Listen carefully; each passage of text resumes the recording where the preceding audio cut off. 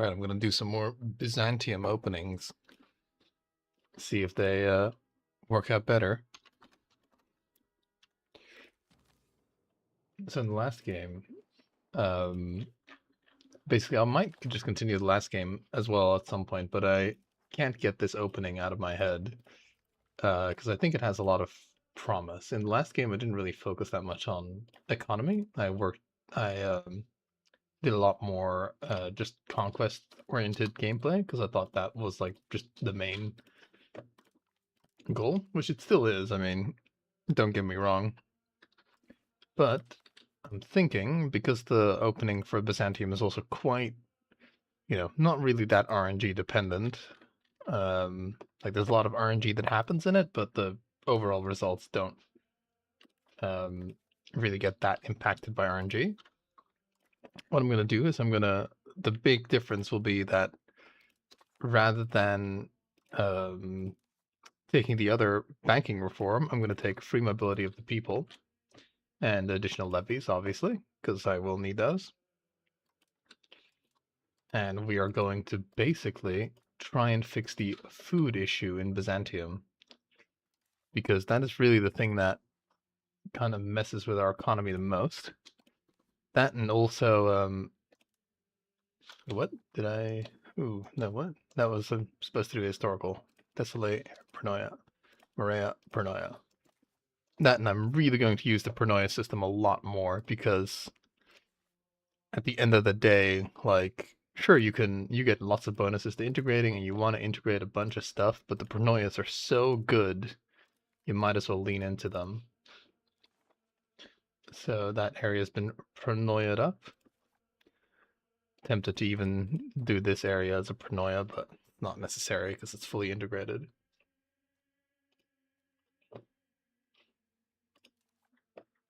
So the strategy is going to revolve around encouraging migration. And we're also probably going to go into a bit of debt, to be honest, in order to like effectively do this opening. We want that. We want more exhaust reduction. Let me get my handy dandy guide notes that I've written down.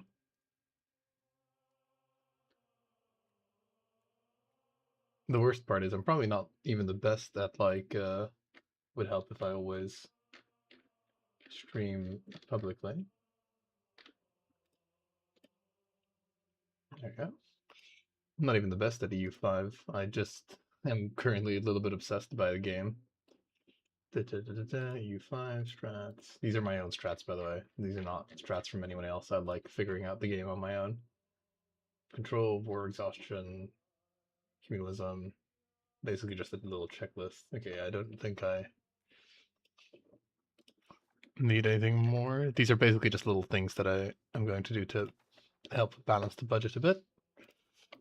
So the biggest thing that kind of messes us up is that we just don't have food in Byzantium, no matter what. And whilst we will get it, I think that going into debt to start building food is probably wise, because I think it makes its money back.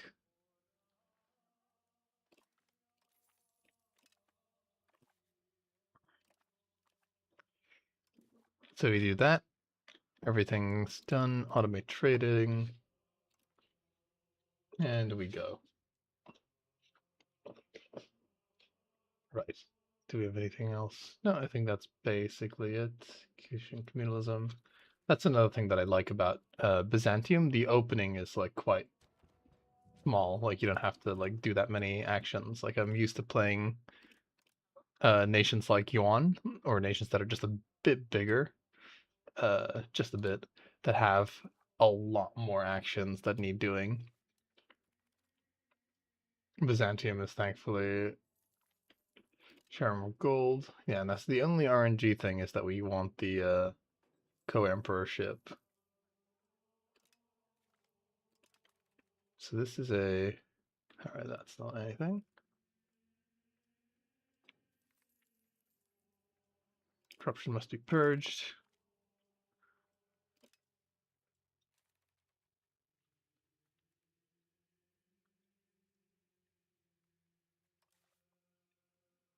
So the economy is already doing pretty good, and I haven't even deleted any fortresses. I think that's due to just the paranoias, really.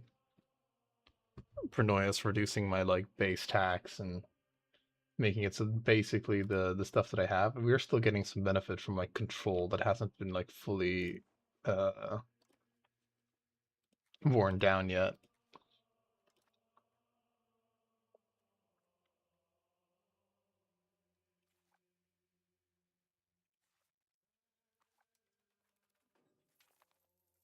Co-emperor pressured him to accepting. There you go.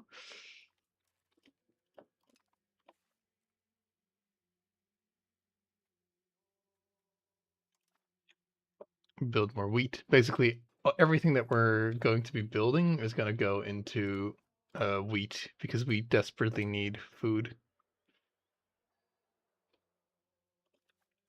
in Byzantium.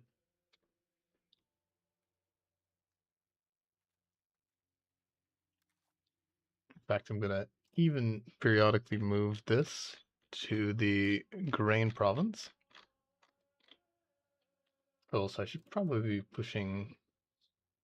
Okay, the next guy that I will get will push stability.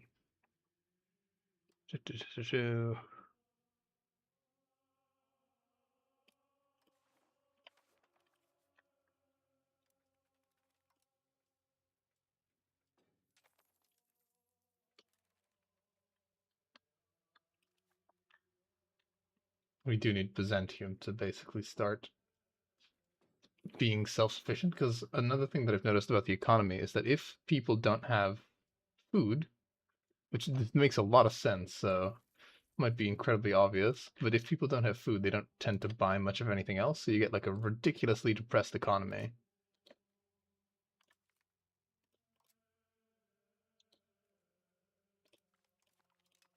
I mean, people might be going like, well, of course, that makes a lot of sense, obviously. That would be the case. Also, might want to consider going to, I'm not sure how much interest I can pay.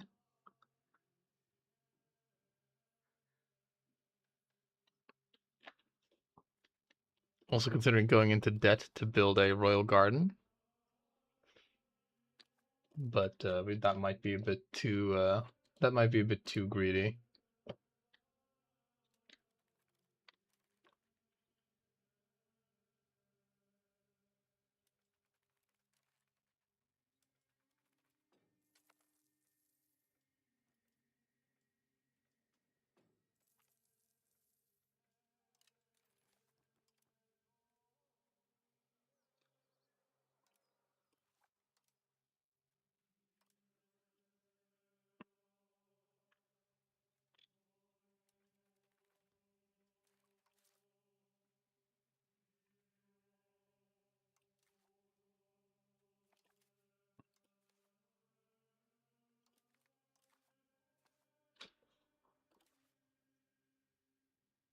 I'm also thinking I don't really need these levies, to be honest. They do cost me a lot of money. Money which I don't really have. Or these levies, these regulars.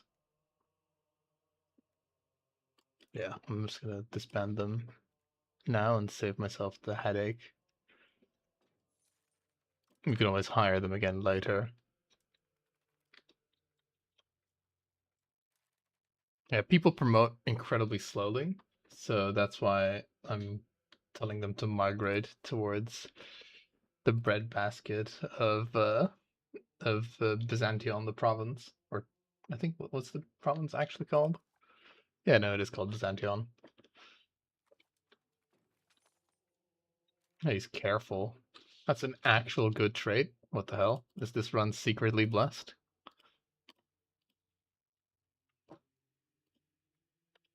Madness. We're not supposed to get good RNG.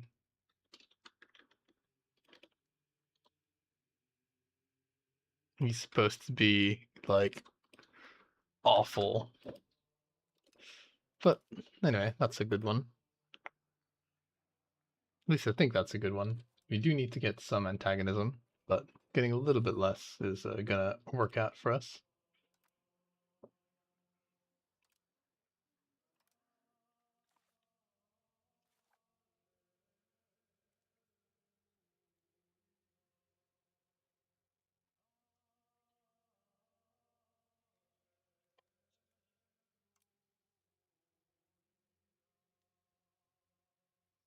Annoyingly, if this place was fully worked, I think we would no longer have any food issues.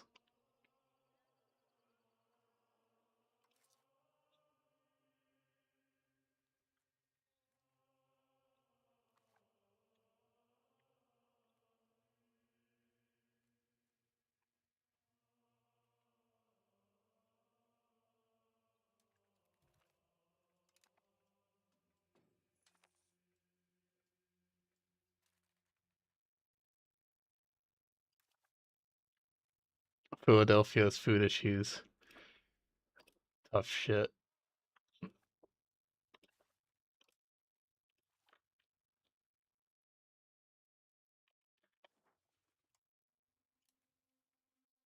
How much would it cost me? Oh, it wouldn't cost me that much. Do need to keep Byzantium from starving as well.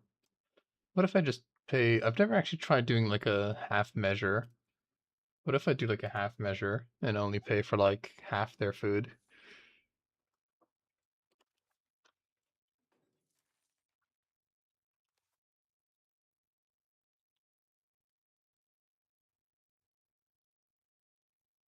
That might actually be enough.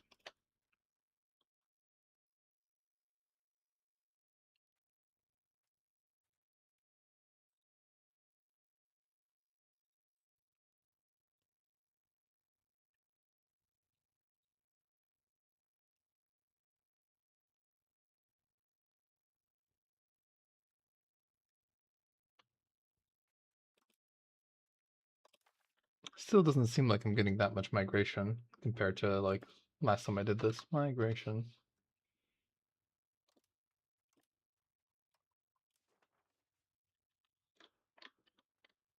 I guess also we don't have that much territory for people to migrate from yet.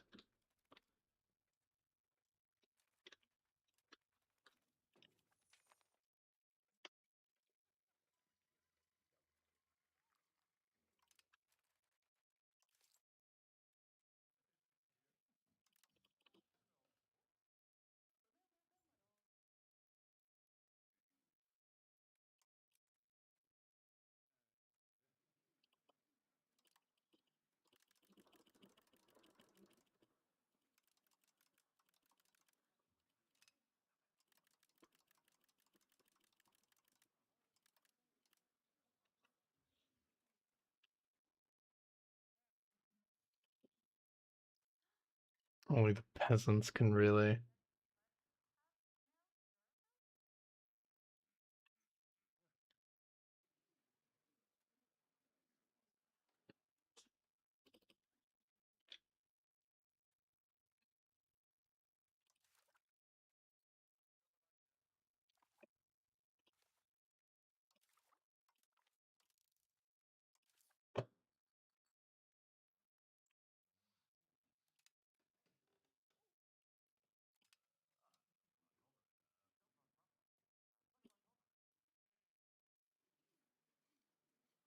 We go max taxes for now. I think we need every little bit of money, and we can reduce our taxes later. This money is just going to be hard to come by. Hurting our dip rep. Like, thankfully we got careful, so it doesn't make too much of a difference. Spine arc. Blah, blah. Prosperity decreases. That's a lot of thing. We get that for 20 years.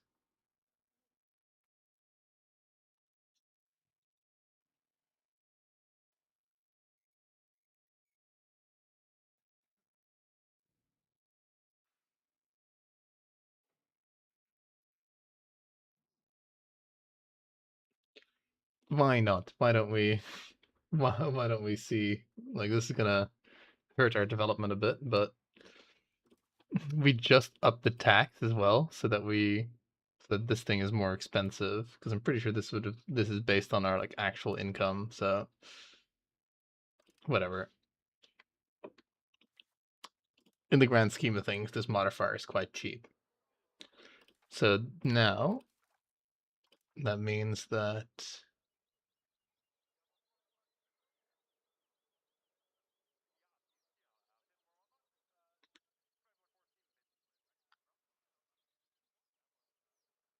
the concepts of the Renaissance has not yet appeared. Oh yeah, I guess I'll need to see that in that age. But now we should have a reasonable chance of the Byzantium actually being a source of the Renaissance. Will that make a huge amount of difference to us? Probably not.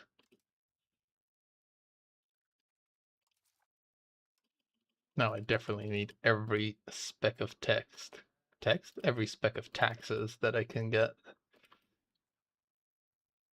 every crumb.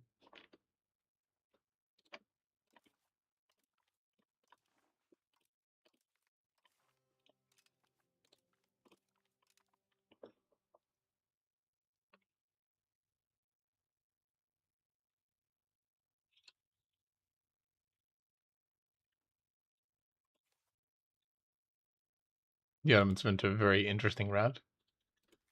Oh, they still kept these guys. That's sort of good for us.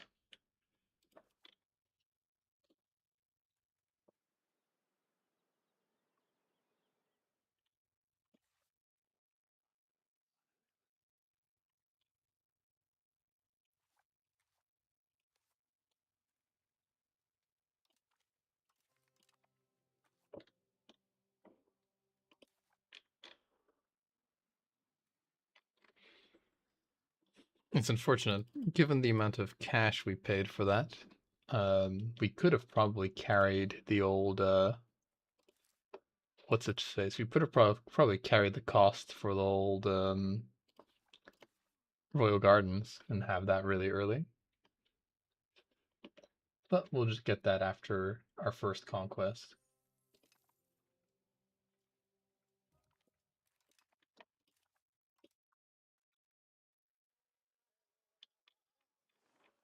Nobles, clerics, laborers. It's the laborers migrating that should be really good. It's a bit annoying that they don't promote faster.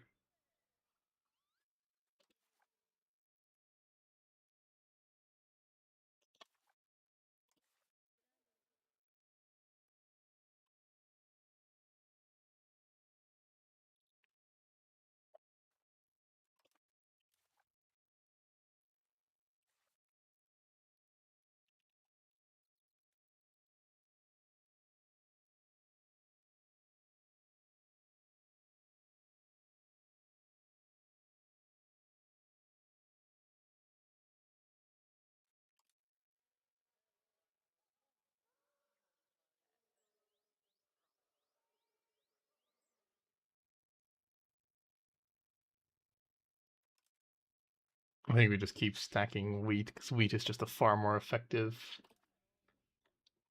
RGO. Wheat maxing.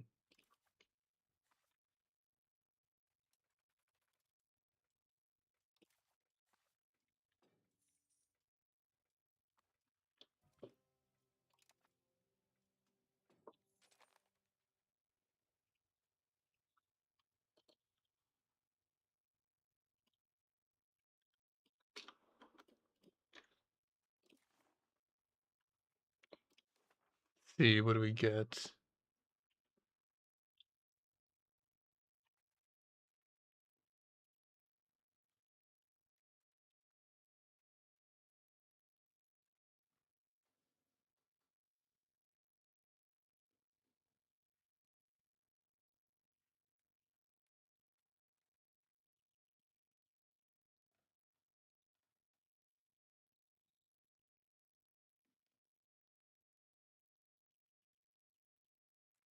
Both the government is interesting, but military exercises is fantastic.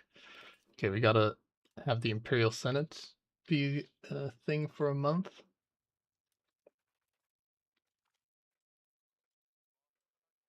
Military complacency. Oh no.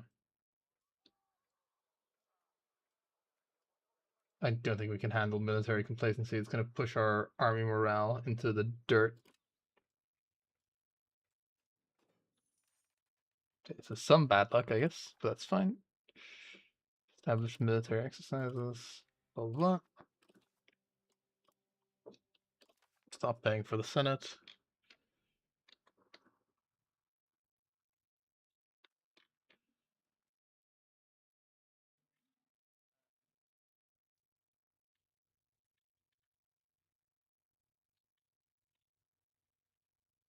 Now, in the early game, larger levies might help us. But I've actually found that I don't really hurt for levies, except for when I'm maybe fighting Egypt or something, or if I make like a massive mistake, then I'm like hurting for levies. But otherwise, I don't really hurt for levies.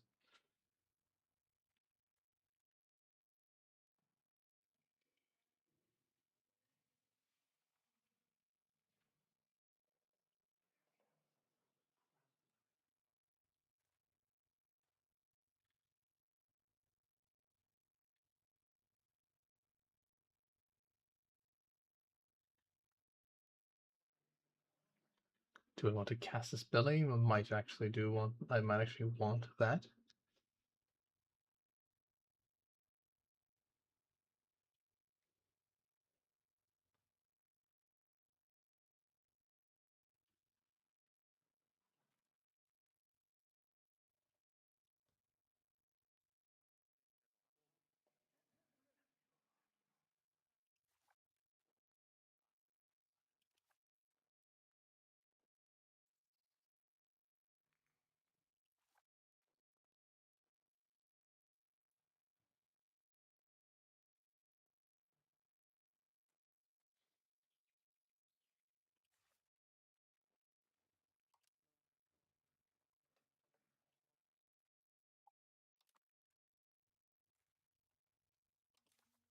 The choices.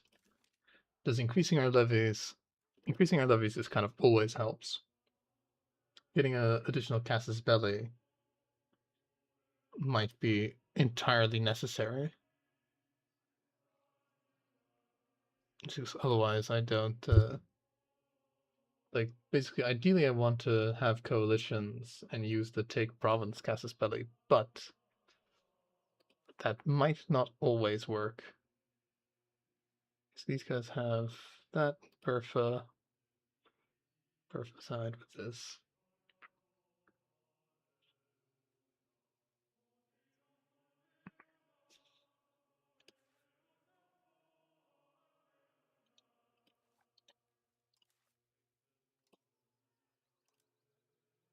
Okay, that's actually really good because that means I have a pathway into the Arachnids. Okay, so that's fantastic. So does mean I want to, as soon as this casus belli is done, I want to start building that one. Carrots is not as important. Don't want to waste the spy network either.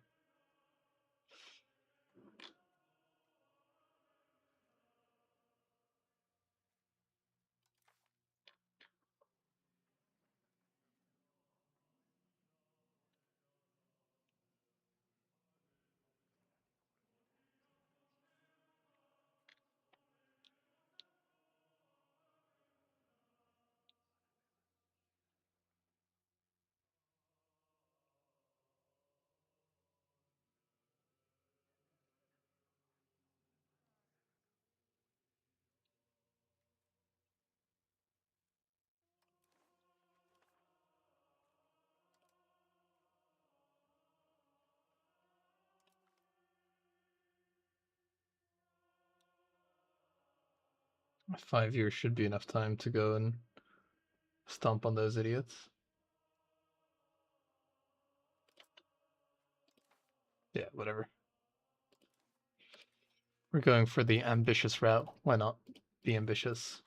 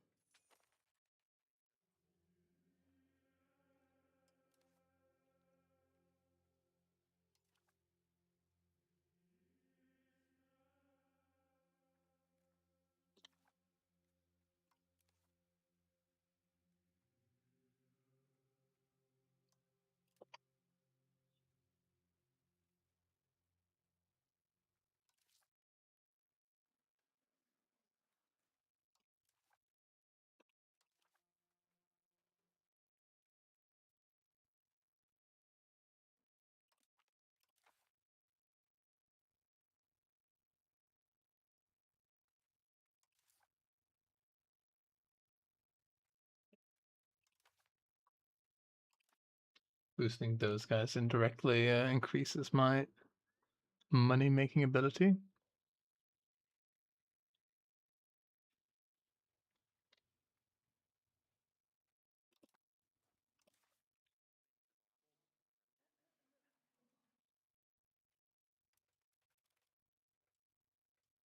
I'm waiting because every bit of opinion from the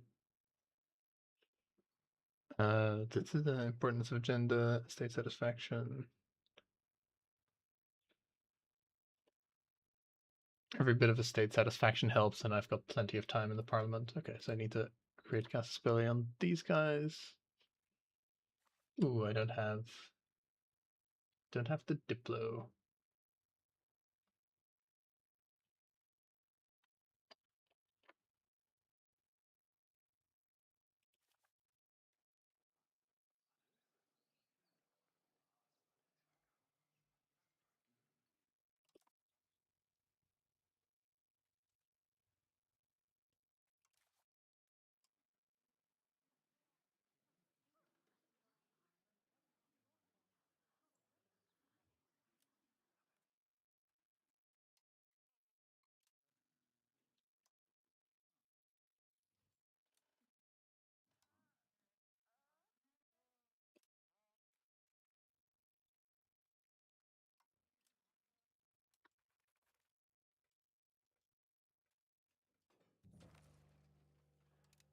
Okay, pretender, that's gonna hurt us right in the pocketbook.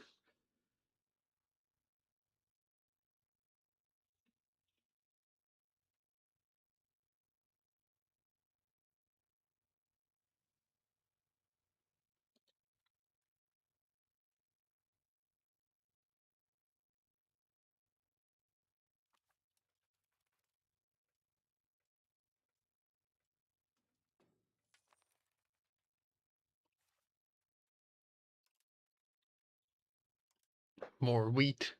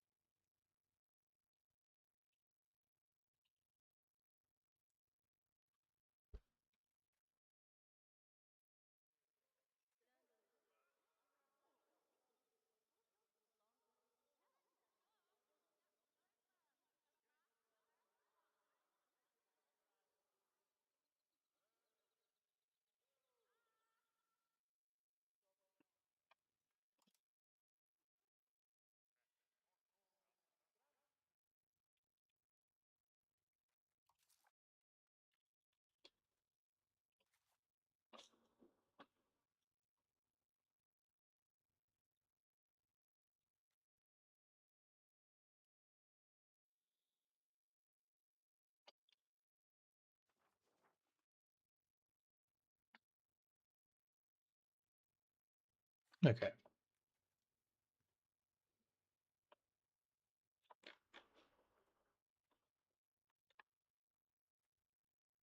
Do I need to make an executive decision? Do I want my claim to be... I'm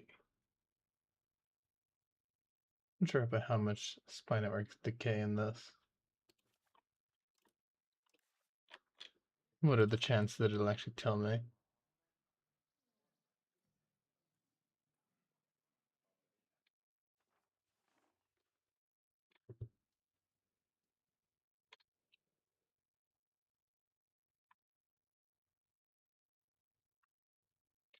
It just slowly declines over time.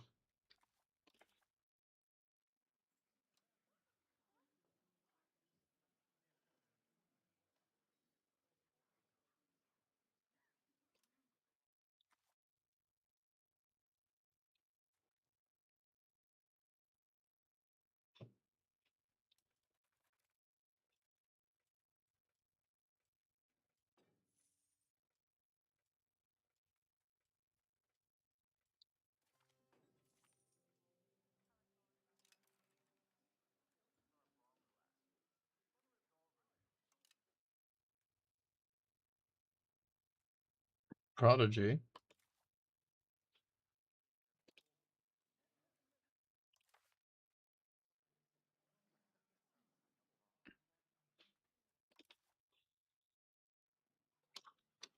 That's incredible.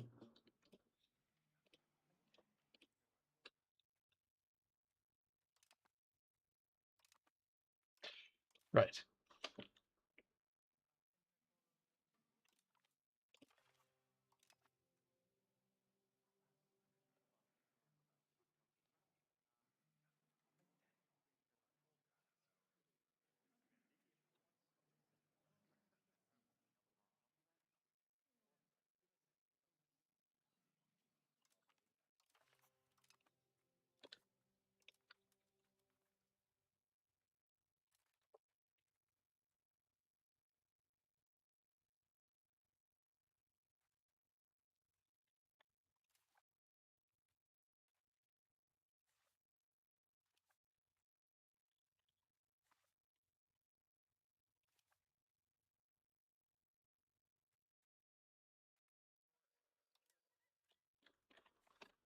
Bit disappointed by the speed at which these guys migrate.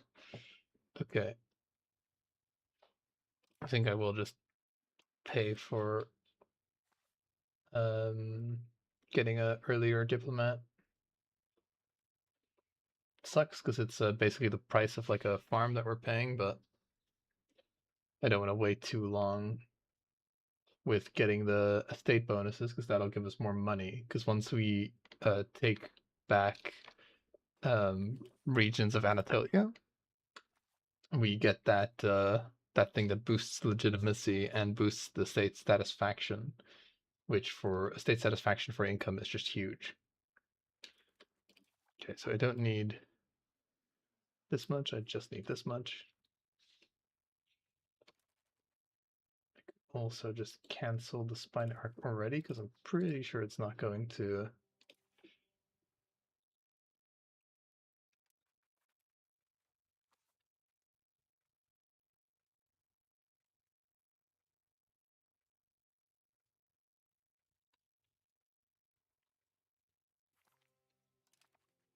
Lovely.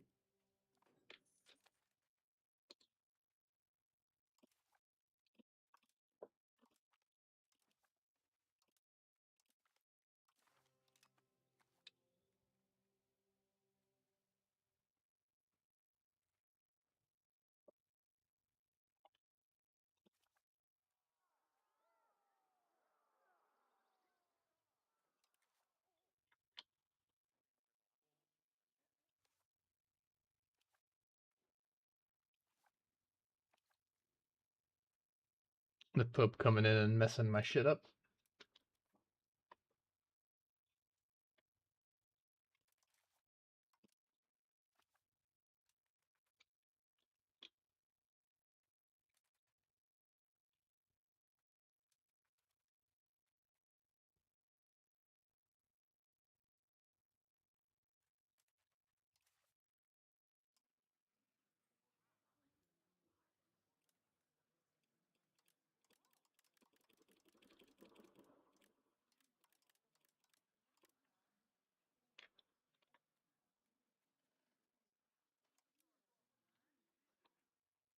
I really should have just built the thing, shouldn't I?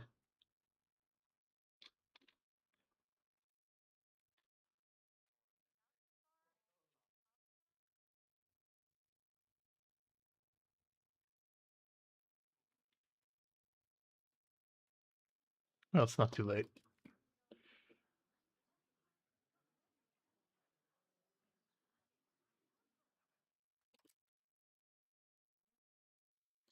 Quest learn from country. Why not? You need a diplomat. Okay, no, fuck that then. We can take on more debt.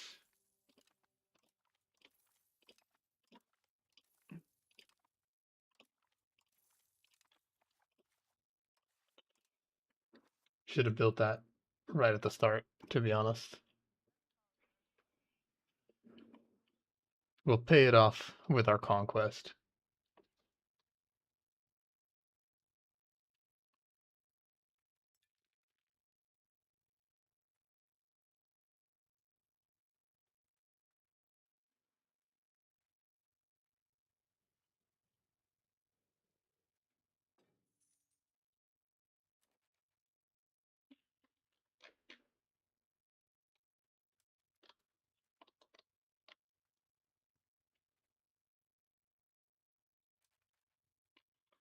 Oh, I kind of wonder actually.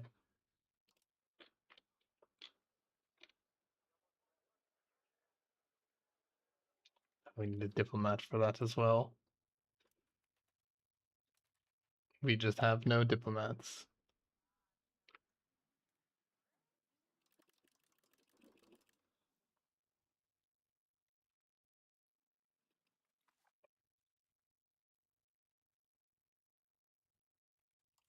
Pretty sure tech and dip rep is suffering a lot from these guys being. Dip rep's not so much. Our tech a little bit.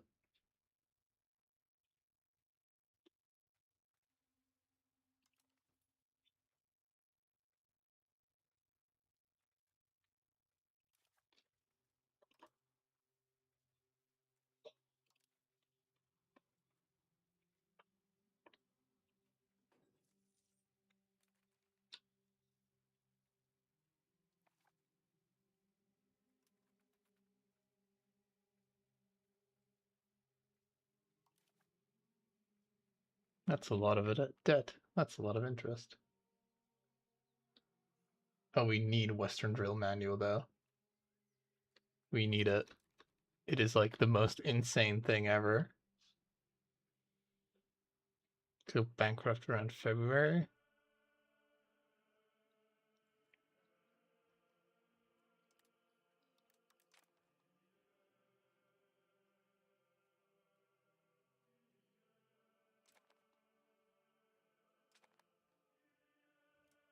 Keep the balance. Keep the books running.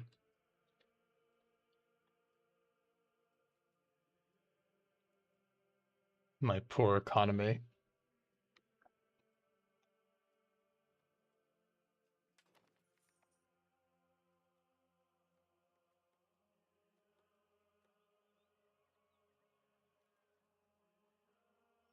We can profit from it because you don't really need the estate thing.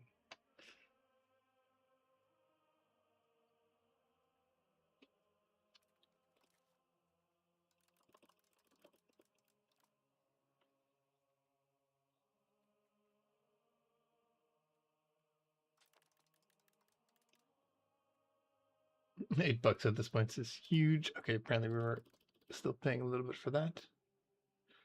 Gotta be a bit careful about those kind of things.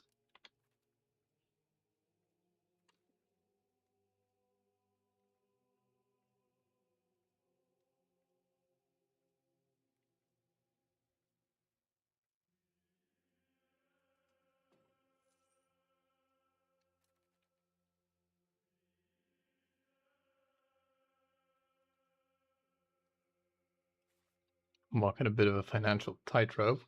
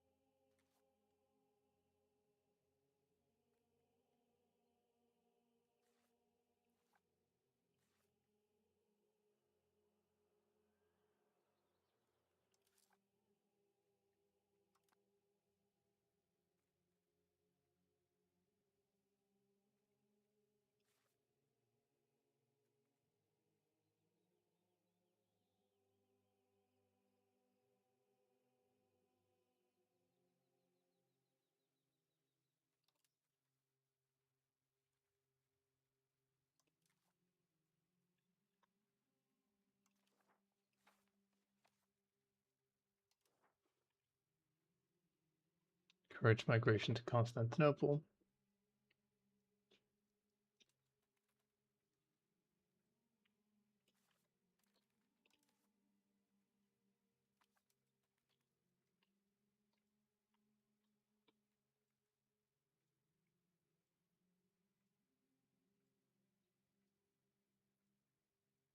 We are definitely playing it weird.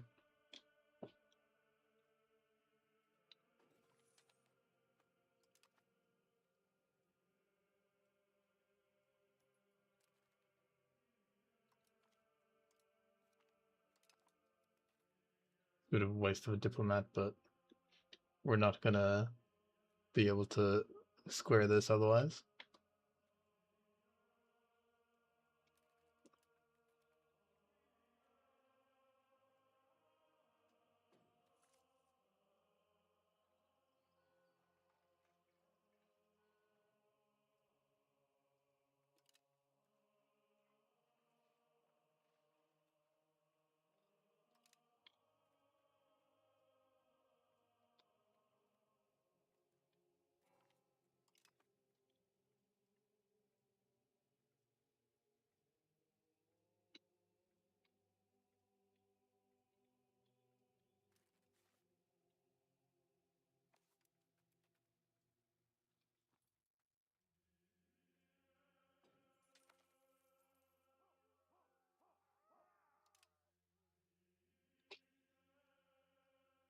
We simply would not be able to handle the depth.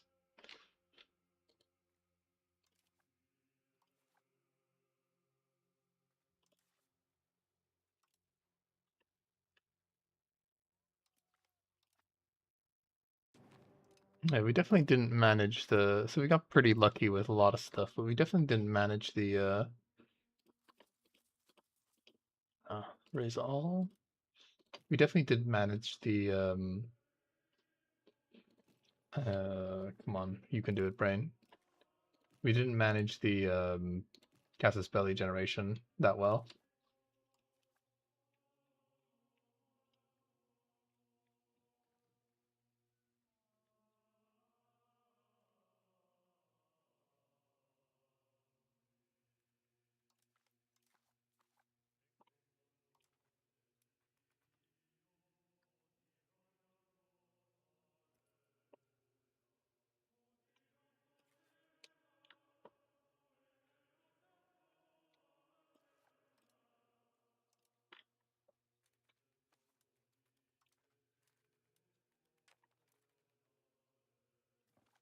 We're also not really getting nearly as many people migrating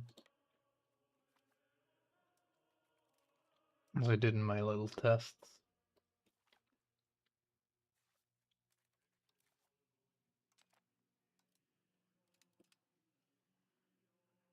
So do the naval and fort maintenance. Those are going to bankrupt us.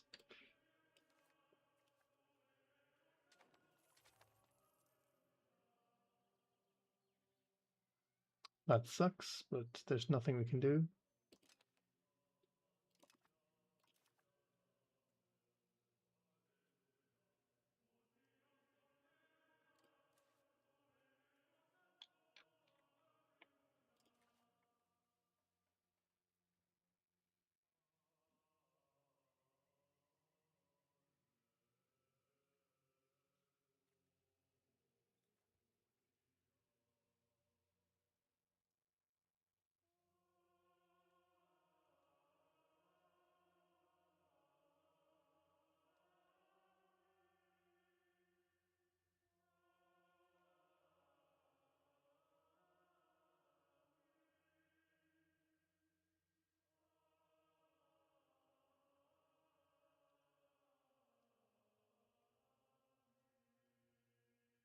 Yet another Byz opening. Yep, yet another Byz opening.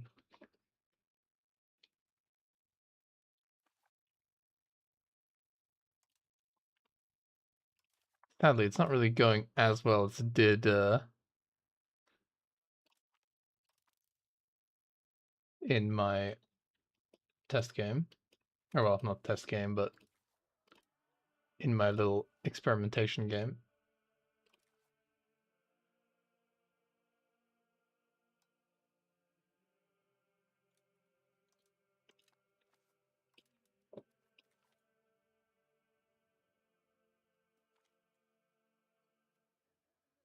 Like, the main difference in this run is that we're trying to get lots of people to migrate into Byzantium, and when I did it, like, last time, what happened was we got, like, I don't know, about, like, 500,000 people in Byzantium, but this time, like, they just don't want to migrate, really. They're just not that interested.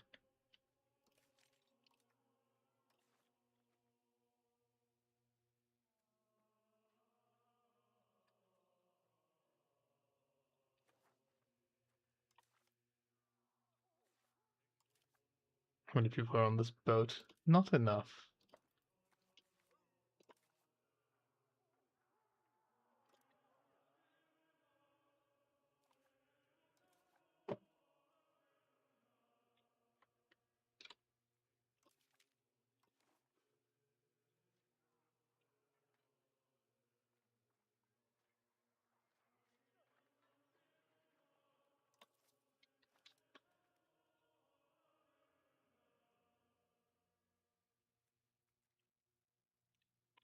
I am also regretting not attacking the Ottomans ASAP, because you really want that bonus.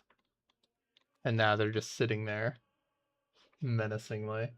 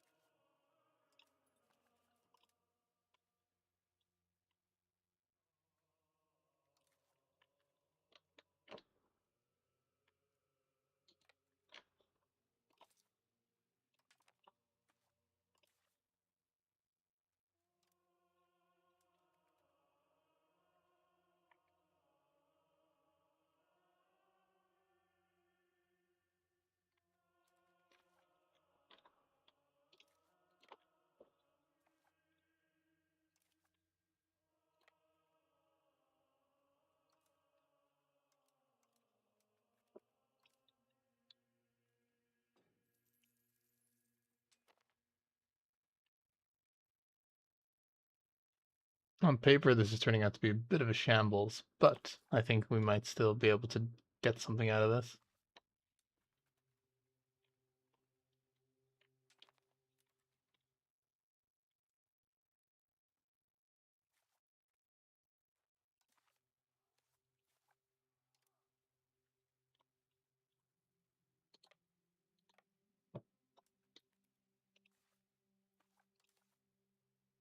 Hoping that the AI is not in this mountain, but if they are, I think I should be able to win with a 4-1 advantage. Okay, they're not in that mountain. That's excellent.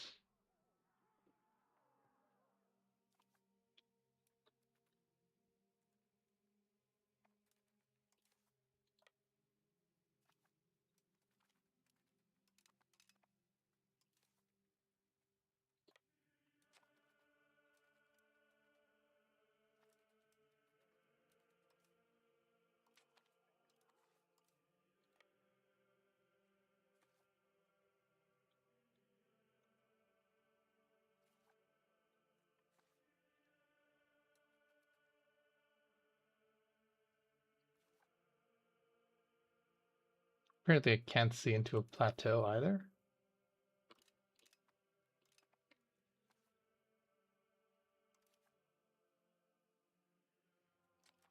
We do have an heir that's a prodigy to look forward to, so that is something. That's not really part of the strategy, but it's a nice thing nonetheless.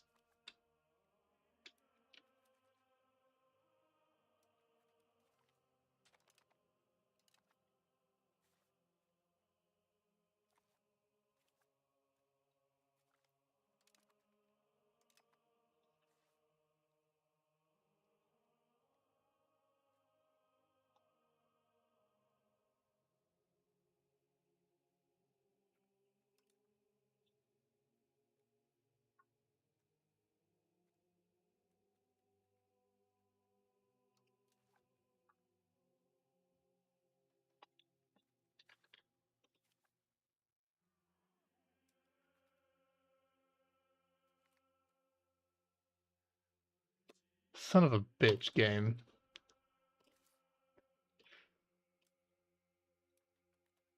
They're like, let's deal this asshole the killing blow. I'm in so much debt.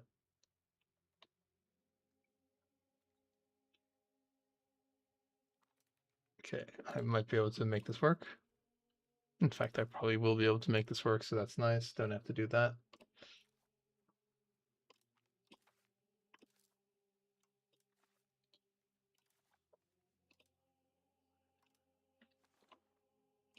No.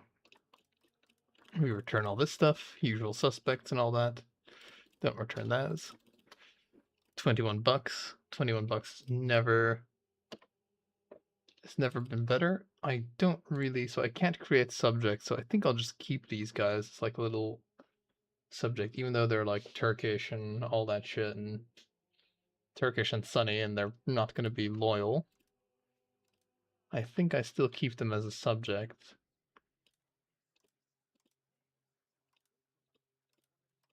Just because there's nothing else I can really do. It will mean my antagonism is practically zero. But yeah, I'll keep that, because these guys are, what kind of subject are they even? Just a normal vassal. Ah, they're gonna be so shit. It's like a normal vassal. Whatever, we'll just take them immediately. Right, that is 22 bucks were incredible for us. Desperately, desperately need them.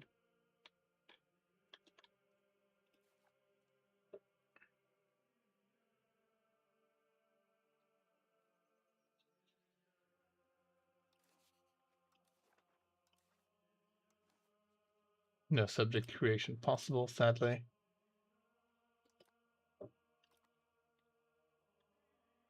Bleeding out a little bit more slowly now.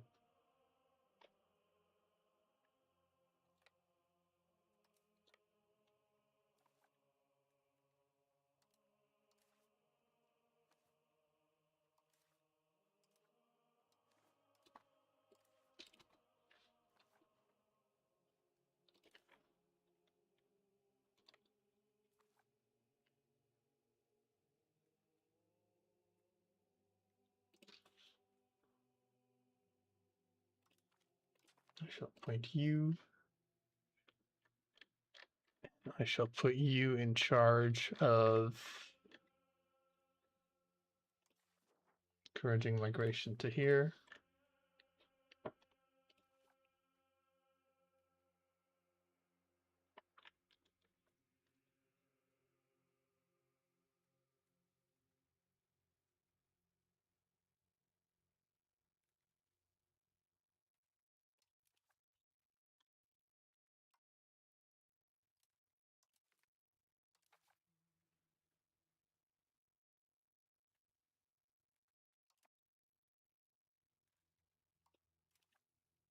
No, we keep reducing war exhaust until it's right down to nothing. Back to communalism you go.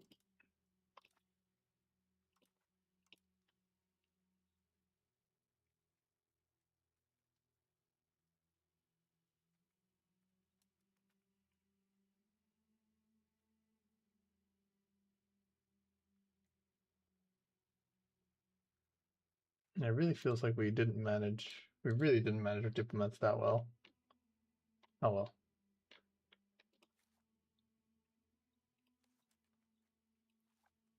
We got a little bit of luck with this alliance chain.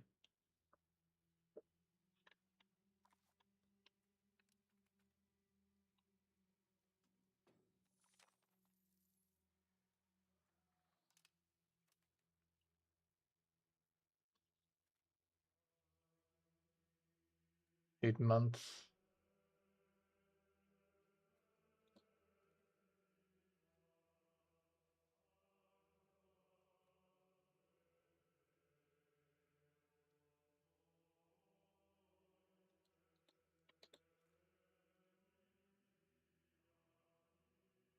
Oh, you guys had one each month. Alright.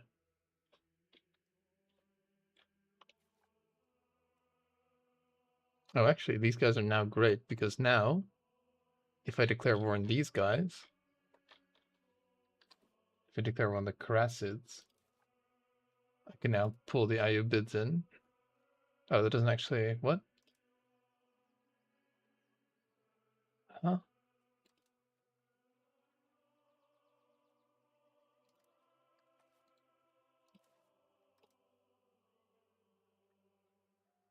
Oh, is it because they become like the primary dudes? What happened? Did like the Diplo change?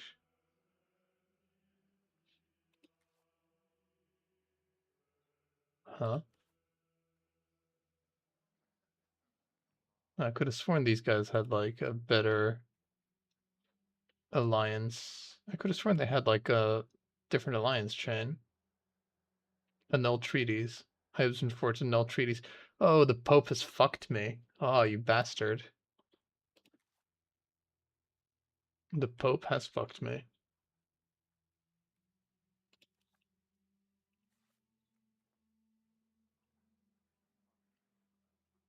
I guess I might as well.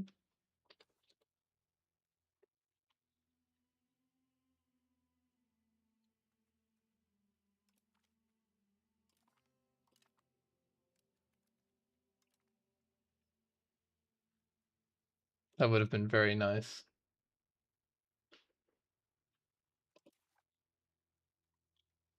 Goddamn Pope.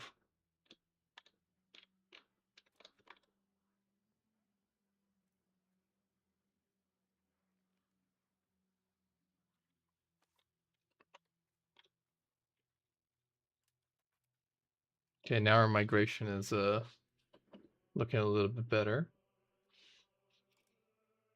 Now we get 60 laborers a piece coming here, which means the wheat fields might actually become fully operational soon, which means Byzantium won't be starving, which means the people will actually have money to buy silks and shit. And yes, it does work that way.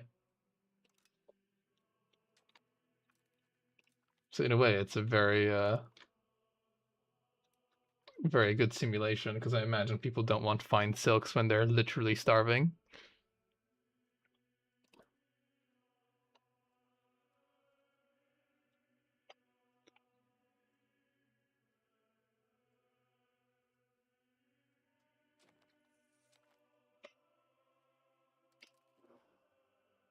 More songs, risk of bankruptcy.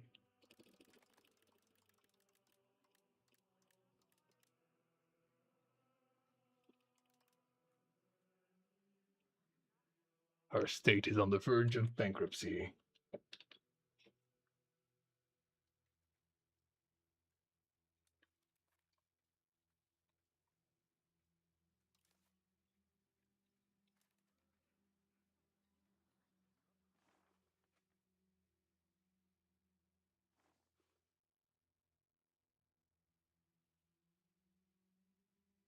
His local crown power, which might be worth the money.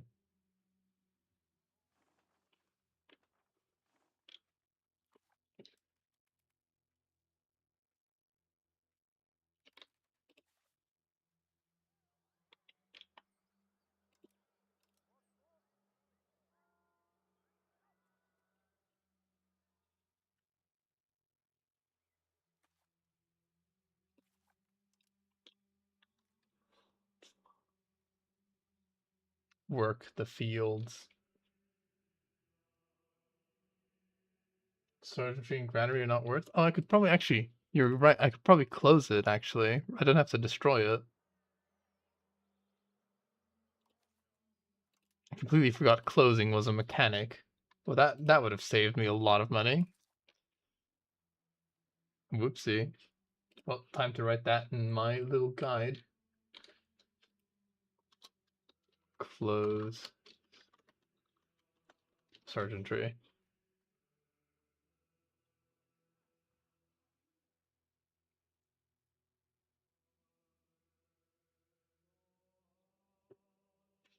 Could also close the royal court. We're just for closing on businesses here. Close. It's gonna lower demand, so it is gonna have like an overall negative on the economy. I'm pretty sure doing this, but it's gonna help my balance right now. The granaries are so cheap, I'm not really too worried about them, but those two buildings by themselves account for quite a lot. That could be the difference between minting and not minting, basically.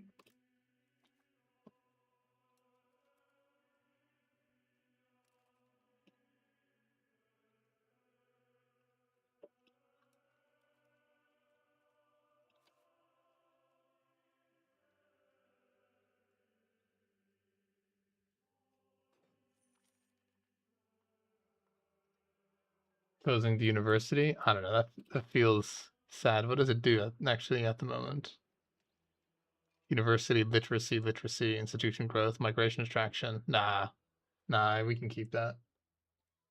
Has like useful effects.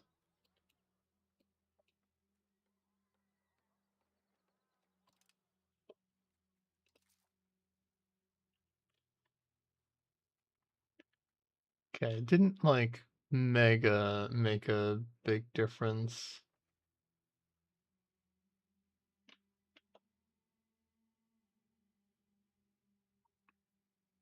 I mean, I could close it just for a few months, and then I'd have to just remember to reopen it.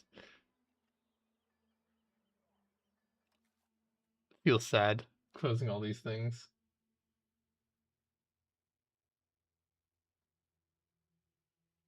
Majority of nobles and representatives might be able to tax peasants to 26.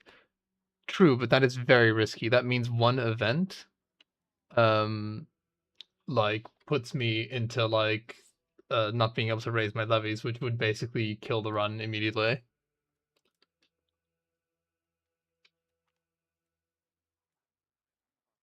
Appoint new diplomats. Holy crap!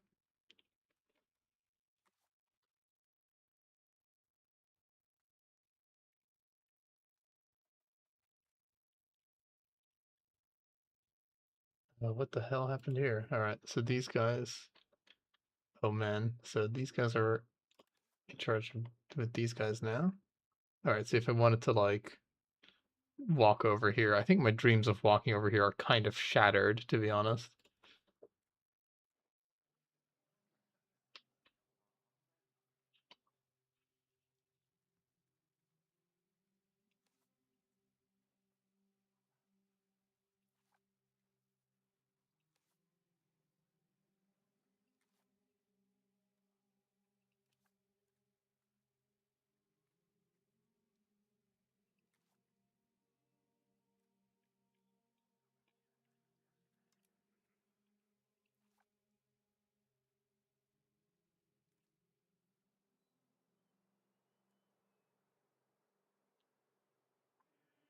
If I give the Egyptians money, they might allow me military access, which would, in theory, let me walk over there. The Eretnitz being independent is pretty bad for my strategy. Um, we should be able to like make it work though.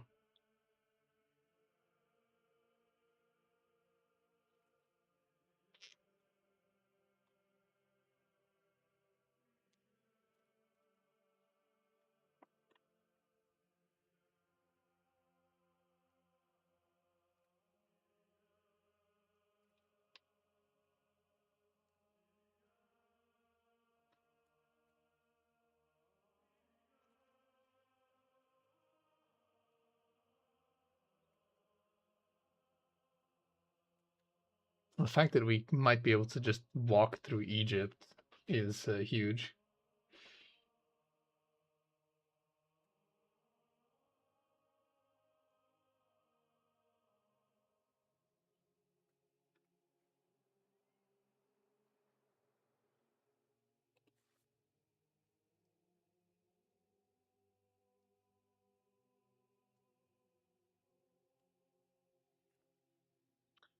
Parliament approved CB. No, in this strategy, I need the like Parliament approved CB for other stuff basically. Carasids. Yeah, no, I need the Parliament approved CB for other stuff. I can't afford to use Parliament CBs on that. Hmm.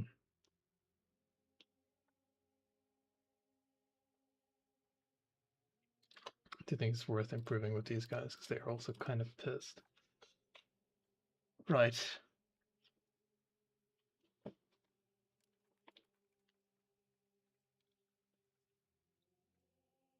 Like what I should have done this run is I should have attacked the Ottomans sooner, just because that the bonuses that you get from that are humongous. I also should have no, this is might be pretty good. I also should have what's it called? And kind of need the legitimacy to just change the policy right now. I also should have taken loans earlier to build that royal court thingy, because now I'm not suffering from royal garden. Now, because now I'm not suffering from um, having too few Diplo guys.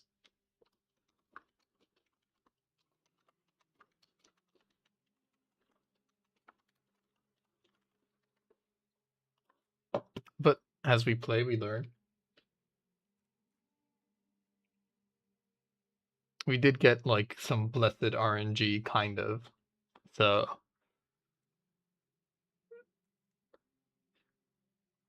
then you never know how things will pan out.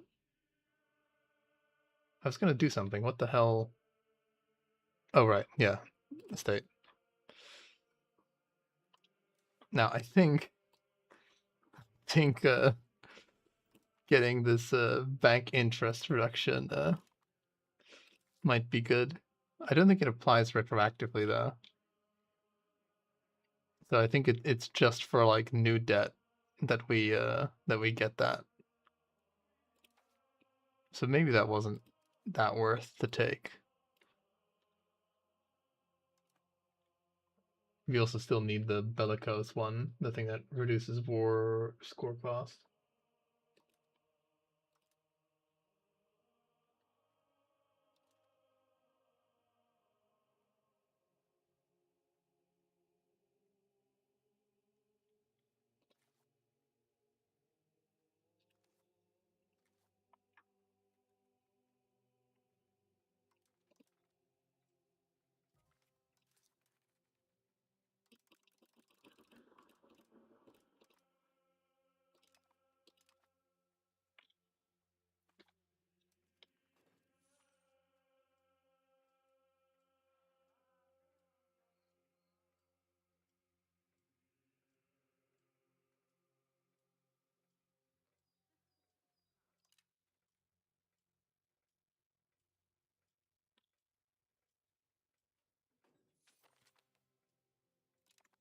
Shit.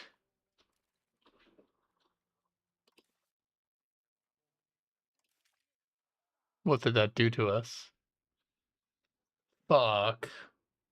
What does bankruptcy even do?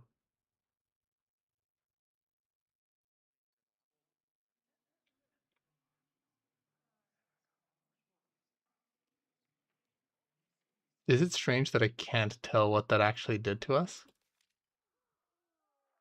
Okay, bankrupt, armor rouse minus 90.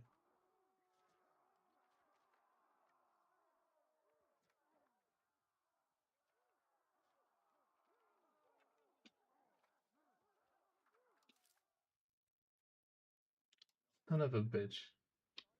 No, I didn't forget to delete forts. I purposely actually kept them this time. We are bankrupt. Okay, so that does that. Shit. Shit. Oh, man. I don't think I can fight the Ottomans while bankrupt. I think that has completely fucked my strategy. Oh, man. Alright, well, at least we've learned some stuff. Oh, that was dumb. I was just being greedy. I should have just kept the inflation up. We were so close to being able to go to war with the Ottomans. And then we would have been fine. We would have been able to take the money from the Ottomans, but you live, you learn.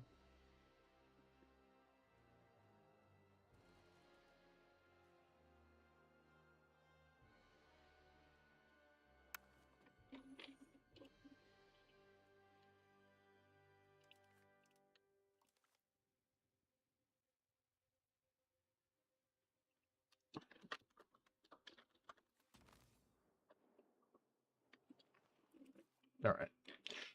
We'll definitely play better this time. Famous last words. Field spy network, and these two guys rival these.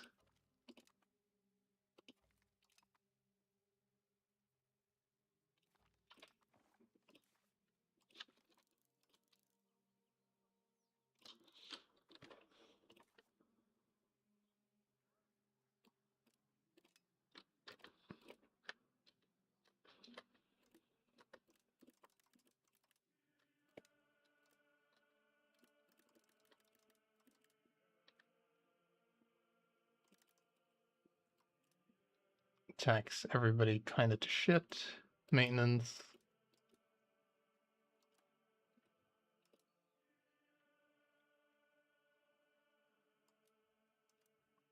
Turn all these off.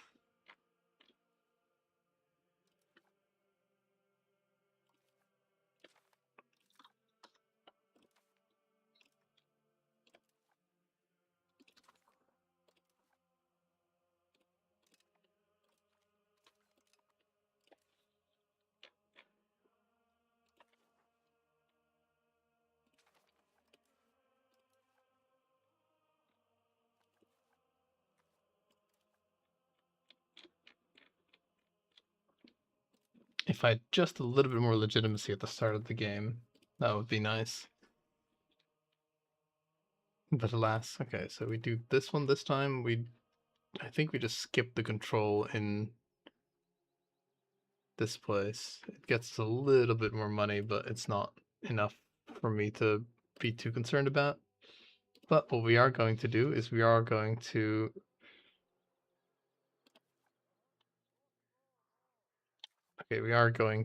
turn off the sergeantry, turn off the university. I mean, the university is pretty useful because it at least like gives us migrant attraction and all that stuff. But definitely turn off the royal court. Oh, that's alright. That doesn't actually turn them off. Lol.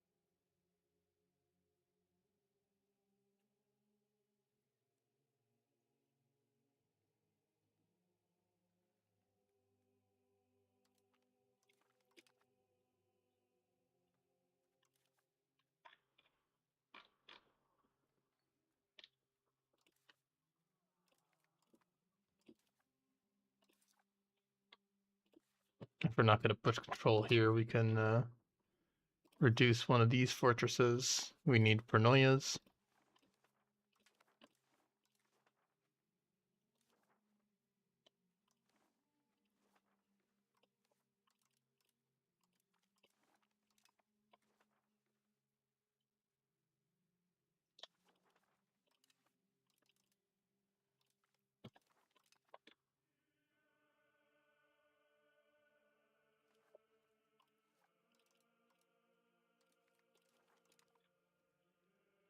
It's going to put one in Albania temporarily.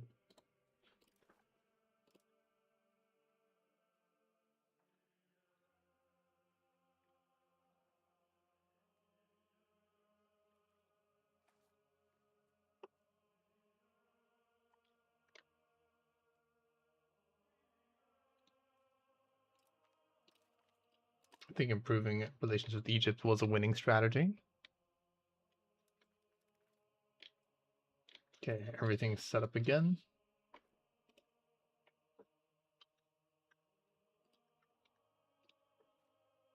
I'm just going to take a little screenshot of these things just so that, oh, come on. Just so that I remember what to do next time, potentially. There we go.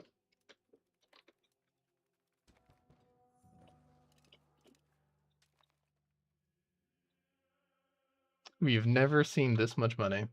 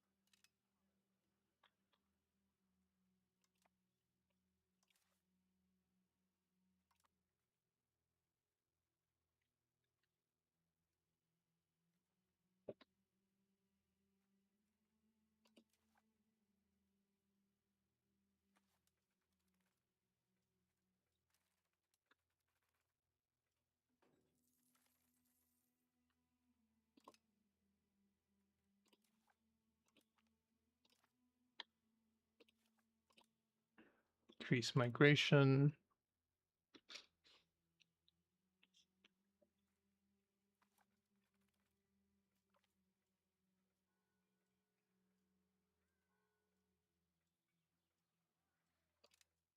Return of a glorious sun would demand sacrifice.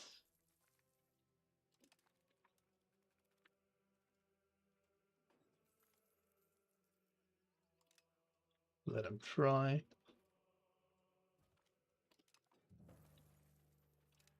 We have pretenders pretty early, but that shouldn't be too bad.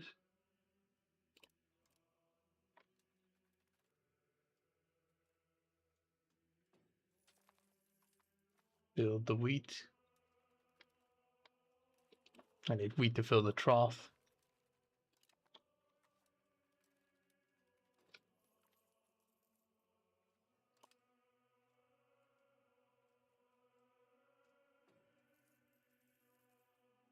All right. Jupiter, take the wheel. Oh my god. Blessed event.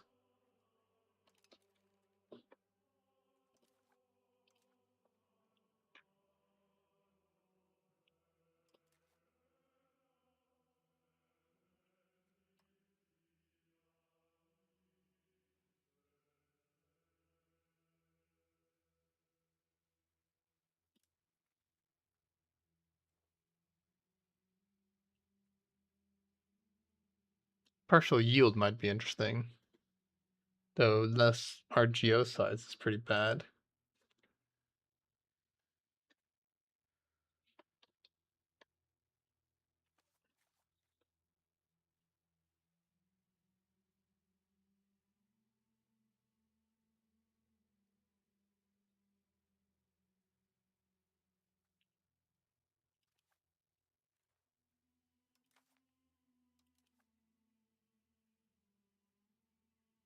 Building rights is good.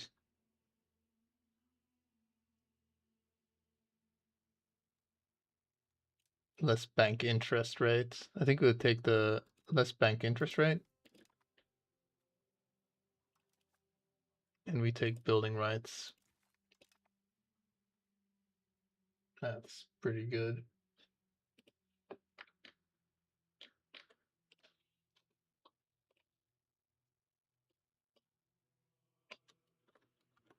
Oops.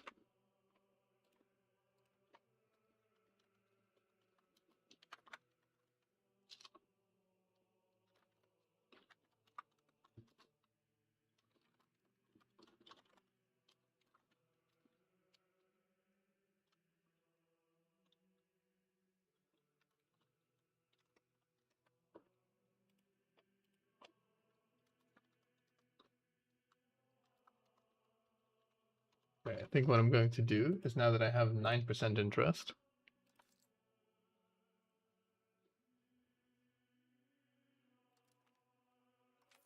I will just take on some debt.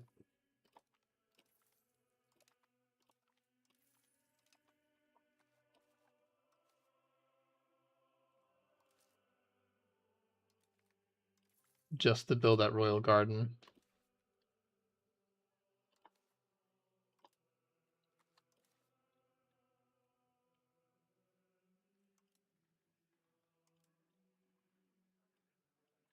Just because I feel like it's worth it. Maybe it's completely not worth it, but to me it feels pretty worth it. I'll pay off the debt later. So we can do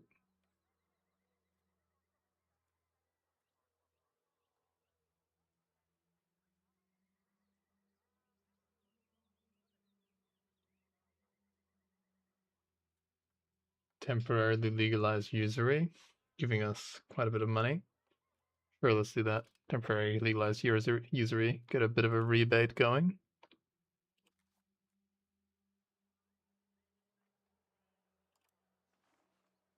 I'm expanding that. It's mega expensive.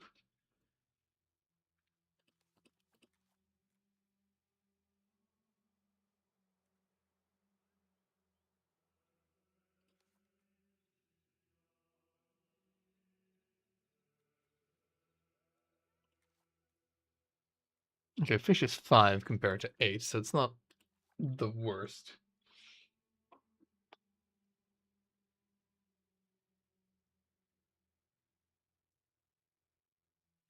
Let's build some fish too, because after all, our goal is to make Byzantium food sufficient. It's not necessarily to build up a busy to be like the capital of the universe.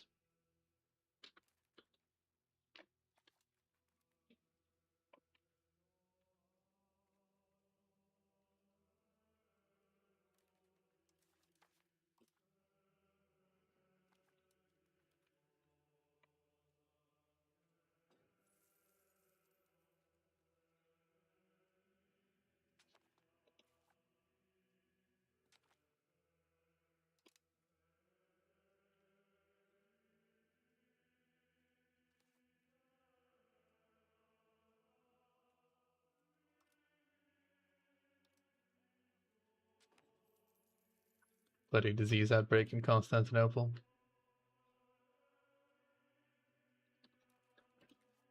Better to have it late rather than early.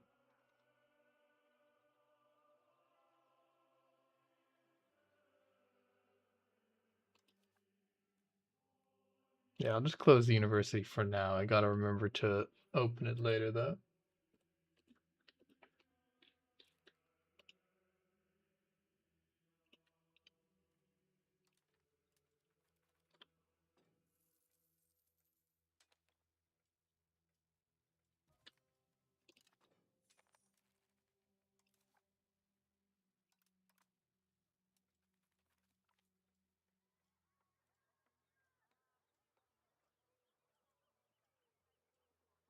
Hold the commons, traditional economy gets us more food.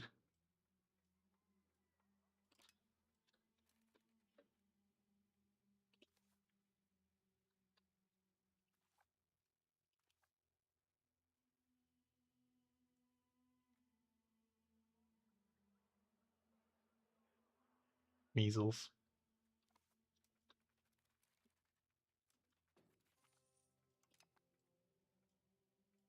Okay, you also got a scholar trait. That's useful, I guess. Not the best, but it's useful.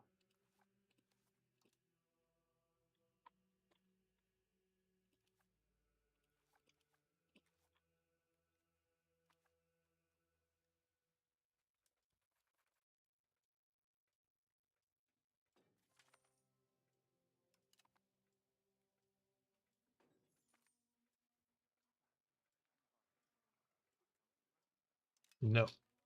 There we go.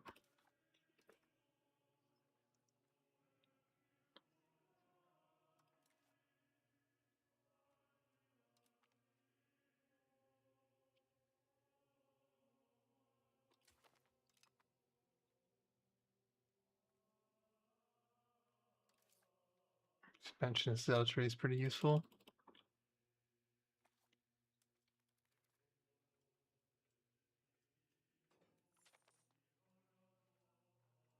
Yeah, we're getting some pretty useful events here.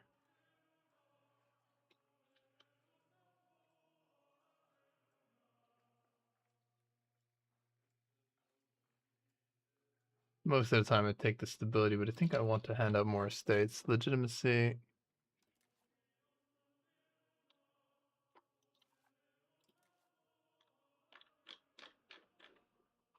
Don't think we really want anything more here, because we kind of need the peasants to be able to resist taxation a lot, because these are like the only guys we can like really rake on the coals for taxes.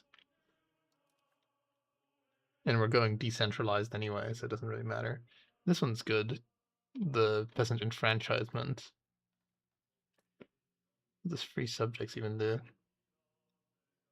Serfdom is pretty good. What does free subjects do in comparison? So free subjects is just better in the long run, like a lot better.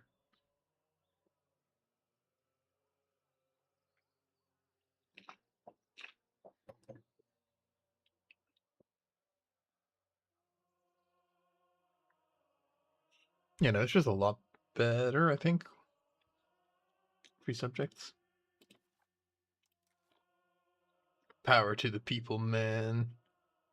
Rural migration.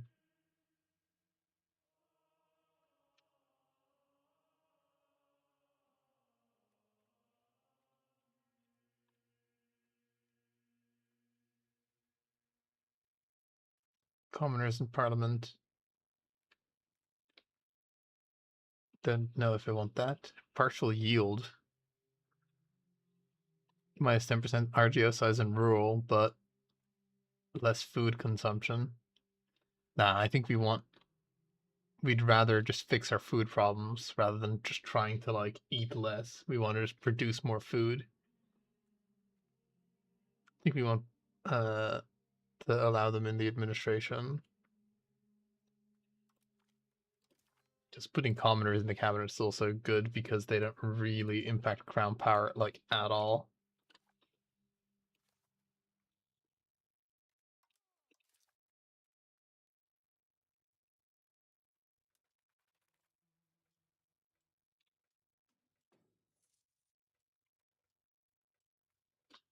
Poor nobility, they must be wondering like what the fuck is going on here.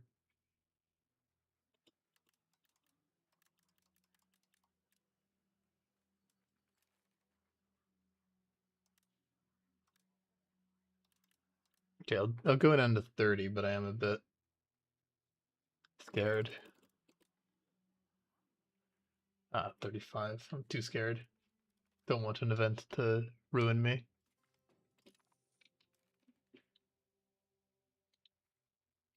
Don't want to get Russians during World War One.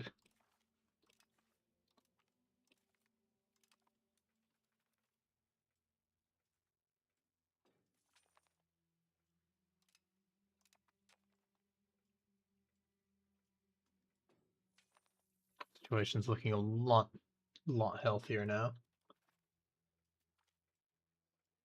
We can refuse.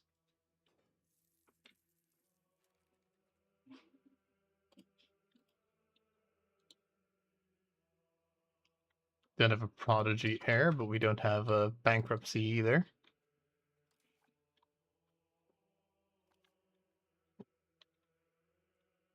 And we've got healthy diplomacy. We can even like diplomatize more people. Rednets are independent, which is sad for us. They're enemies with the Ottomans, which is interesting.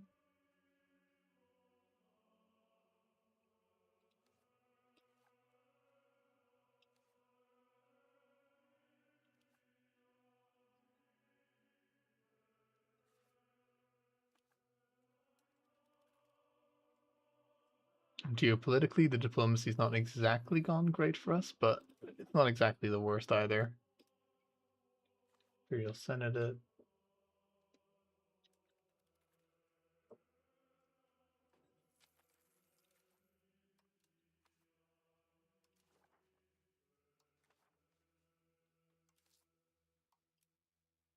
Pretty sure this still works. If it doesn't, it doesn't.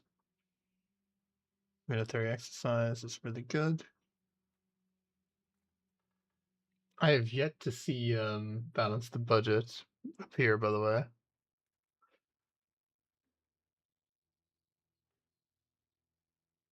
I know in the past it used to be pretty like a farming innovation. What's that?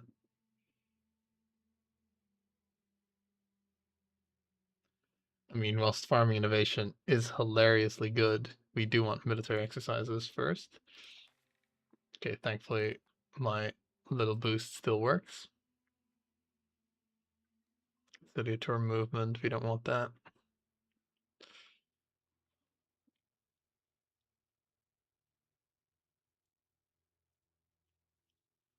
Thing is, I think the Eretinids are too big war score wise for me to like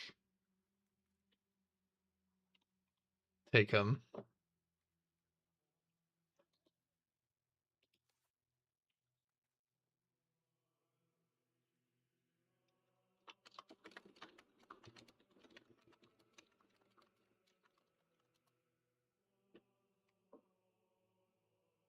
Don't know if there's a way for me to see total war score cost of a country, but I think with like a Parliament casus belli, these guys, I won't be able to take them. Like, it's just not enough.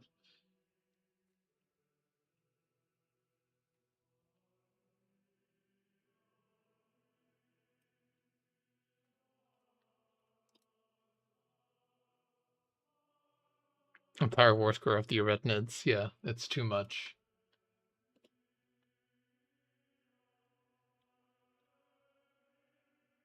Minus 20% from threatened war. Yeah, they'd be annexable, I think, with a minus 20%. Well, perhaps not. They'd be subjugatable, which is enough.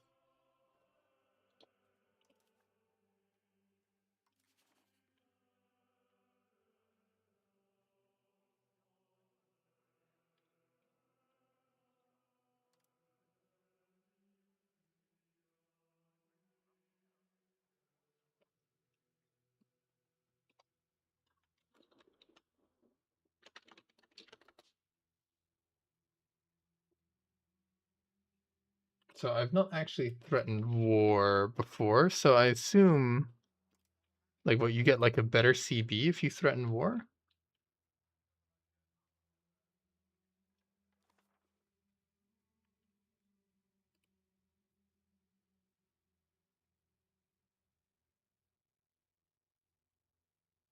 If I have claims, I can get threatened war.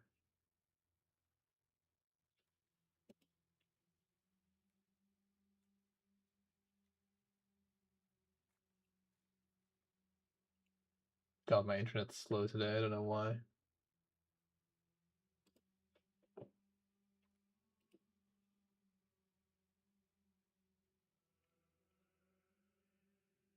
Falling through and threat.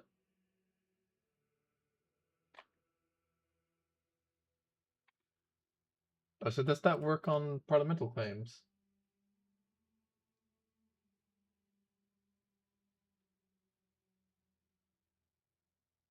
You get followed through on threat, but you don't co-belligerate. Oh, okay. Alright. Have they ever, like, do they often back down from that kind of stuff? Oh well, we'll see. Um, well, it's worth a shot, that's for sure. Uh, can we might be able to, like, we might not be able to even, like, pass this parliament, which I would like. But we need the casus belli, I think. So let's go for the Eretnids. Sometimes Byz is too weak for them too. Yeah, I think you're right. I think they wouldn't do Byz, so to speak. Conciliatory Conciliatory is not what I want at all. Like, I need the bore score efficiency. With luck we can pass this. If we don't pass this, it's not the end of the world, but it would be a really nice modifier to have. Just don't think I'm willing to go conciliatory for it. Did this guy like die or something? Son of a bitch. Oh, well, whatever. It's fine. It's not fine, but it is what it is. Did I just, like, completely not notice this guy dying?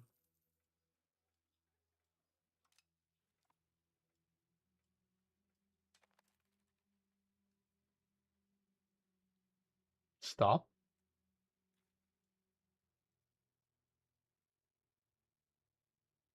You need to border them first. Yeah, okay. Yeah, that's fine.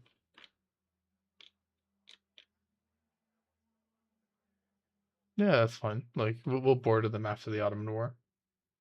No problem.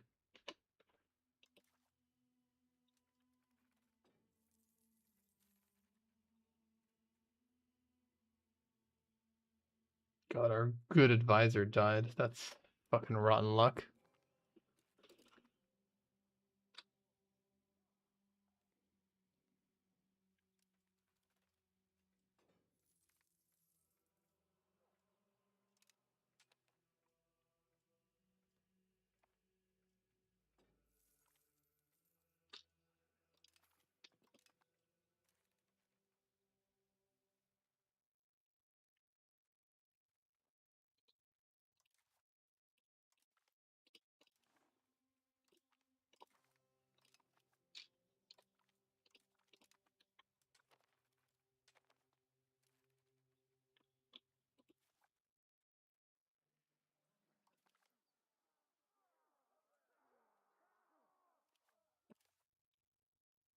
Interesting. Wonder what they're gonna take.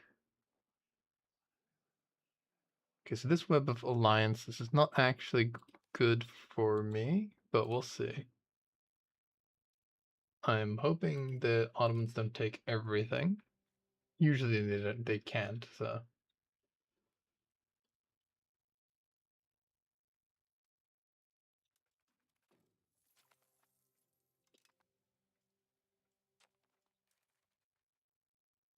Oh, you click the province, it doesn't border the Ottomans, so I think it's cooked. Oh, really?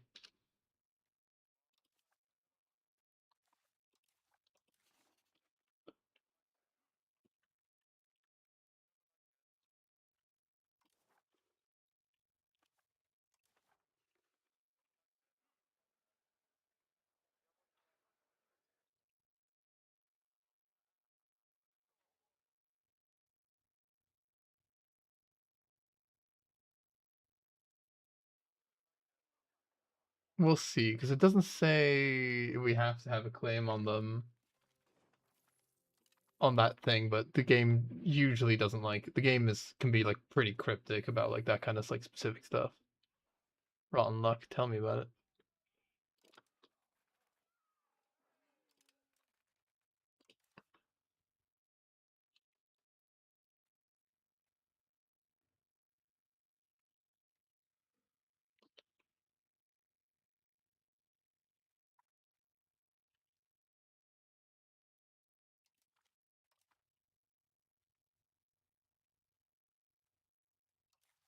Yeah, that's nothing we can do. We're just not gonna get this. That's a shame.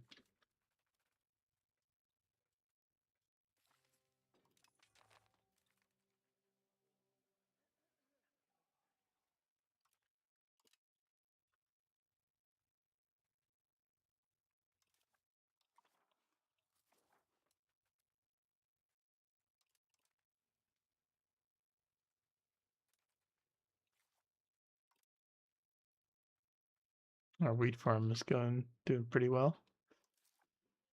Take another loan. Build more wheat.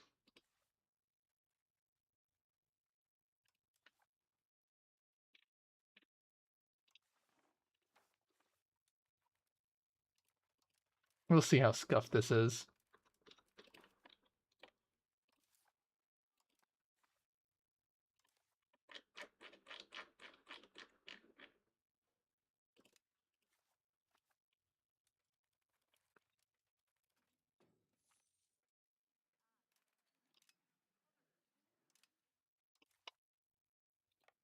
Our military is cooked.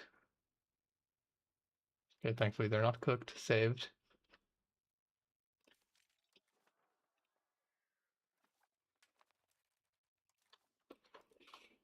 Subsequently been uncooked.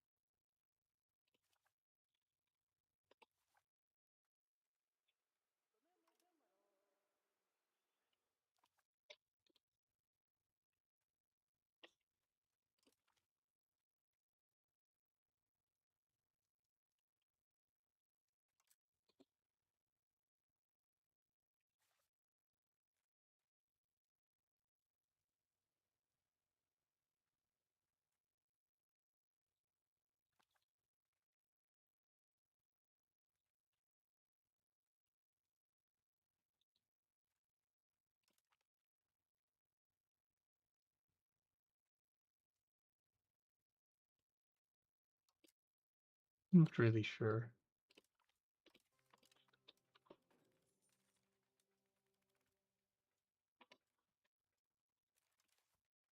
I've been paying for that Senate building. Whoops.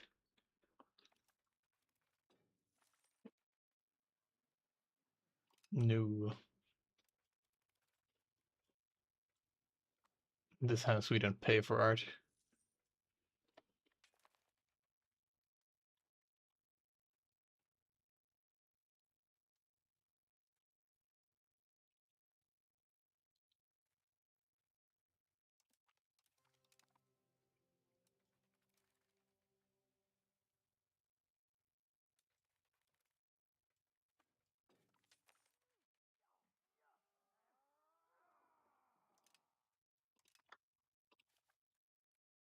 They're losing?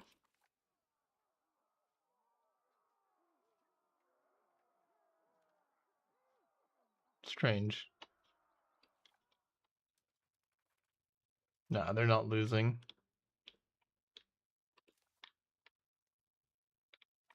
Okay, I kind of want to wait a tiny bit with attacking the Ottomans because I'd rather them like if they're going to like take some land, I'd rather them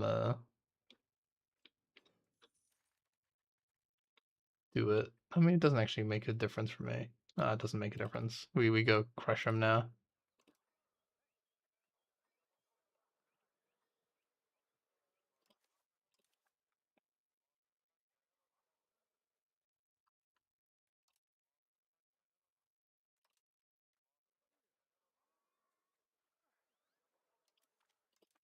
Kill them now.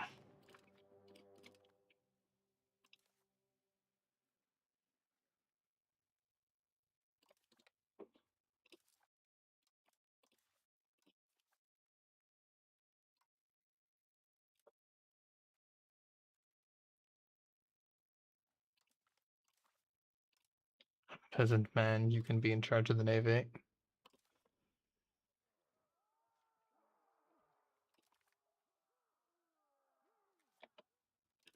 These are significantly weaker Ottomans than normal.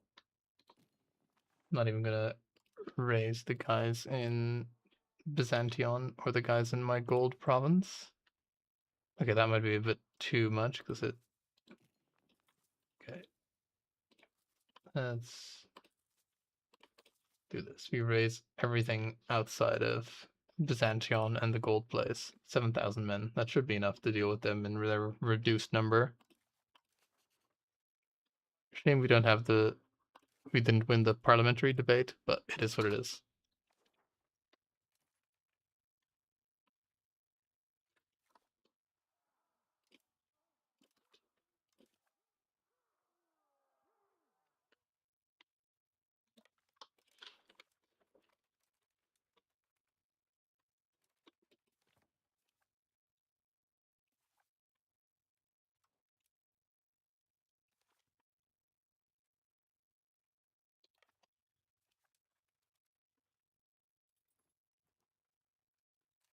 If you start again with the embargoing them, they delete the fort in Izmit. Really? I'd have them sometimes delete the fort in Izmit anyway, but it doesn't really make too much of a difference. Like, you don't need to siege any fortresses from the Ottomans in order to fully annex them.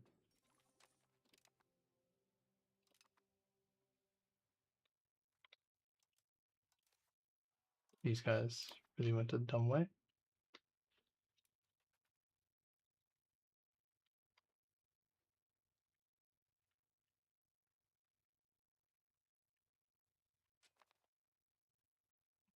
But yeah, if they don't have a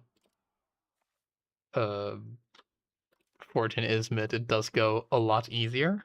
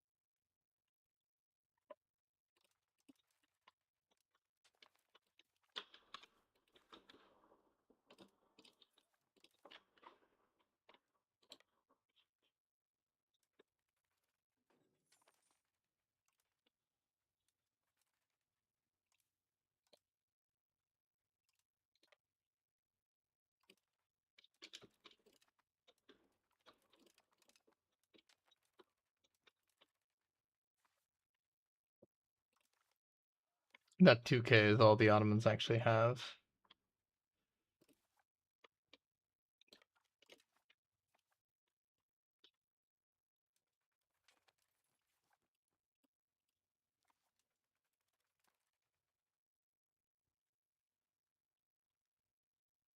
Okay, they thankfully got pieced out.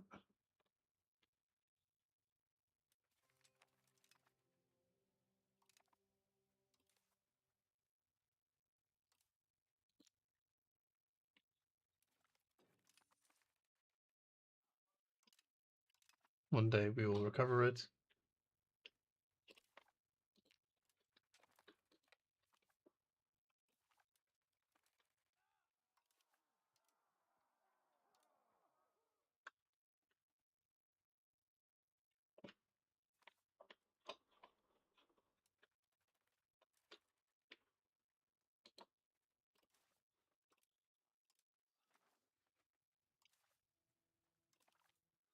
They don't have any forces there.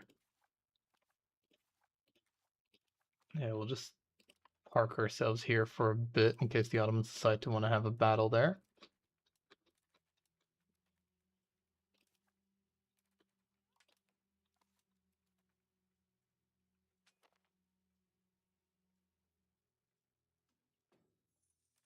But yeah, thanks for all your advice, Magan Mob.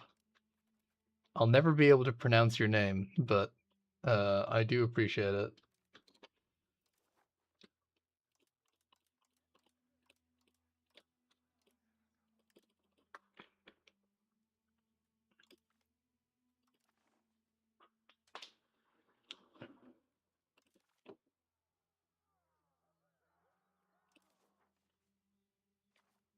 Okay, now it's a matter of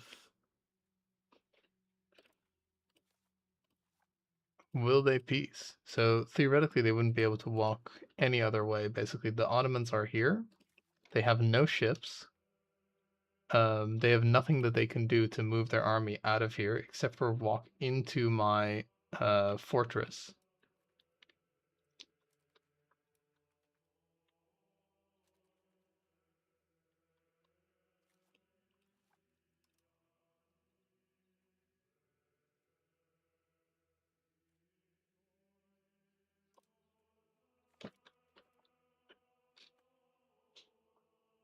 Should be a bit of a checkmate.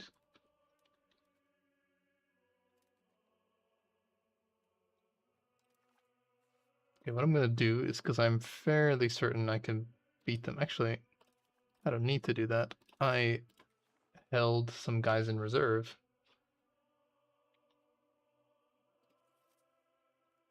Don't think those guys are going to be enough to... Okay, we're going to send over some guys.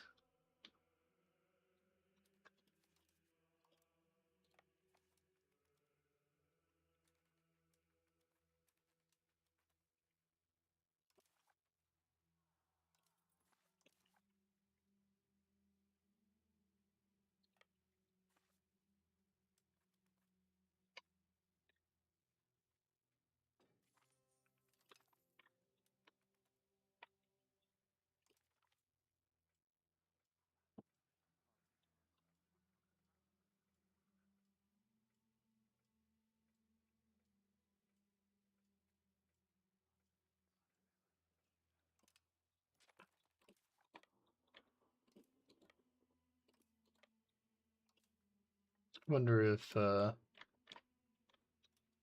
200 stack can, like, siege.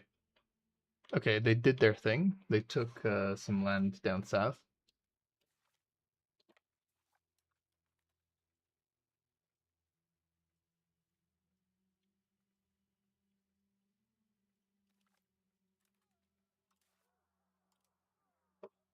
They didn't really annex either of... Actually, no, they annexed these guys. Did they? No, they didn't. Okay, that's fine. That's good for us because it means we have more claim province targets. That's actually very nice for us.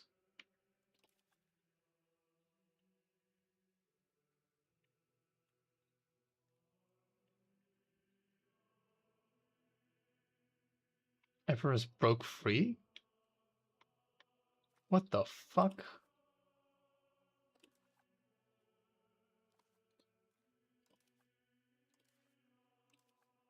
What the fuck? When did this happen?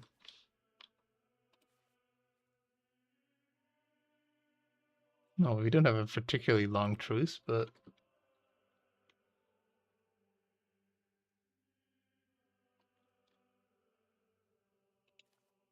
that's ridiculous.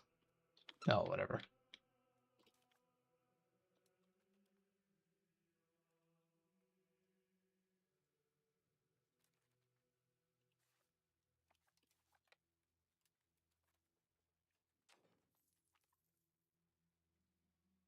We can justify such a reform.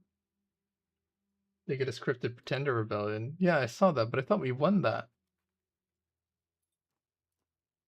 Did we just auto lose because we don't have the co-emperor guy? Like, is he like required?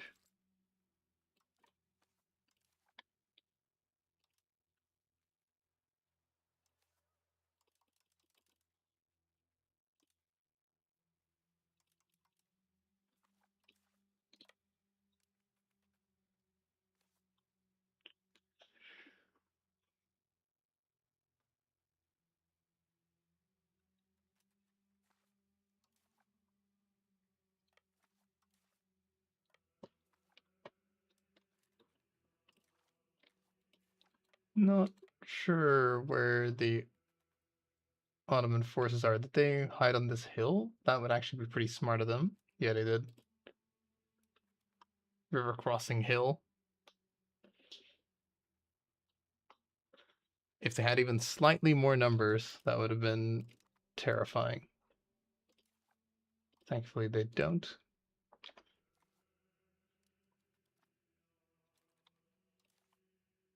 We can't actually be losing that. We did go in with very low org.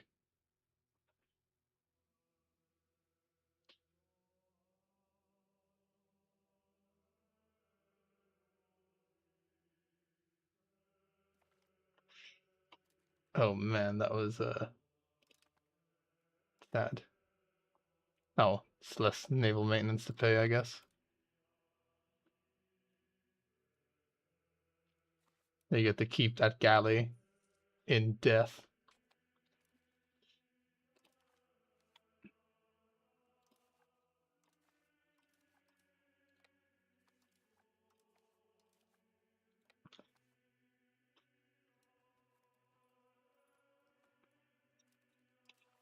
Might already be able to do it now.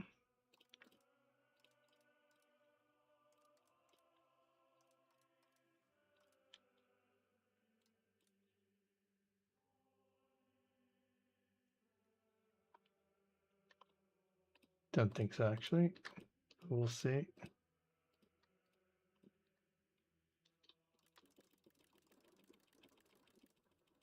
Maximum money. Okay, so we still need to continue on a little bit.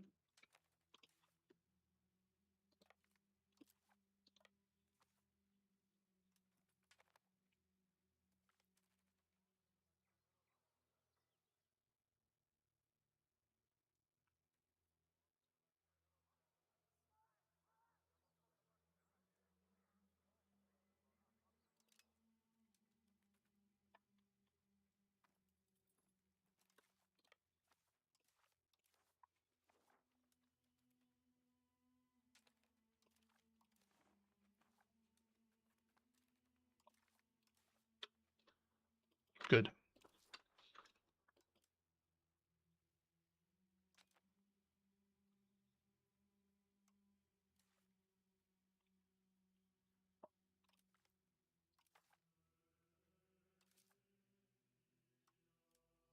Losing our co-emperor is very sad. Okay.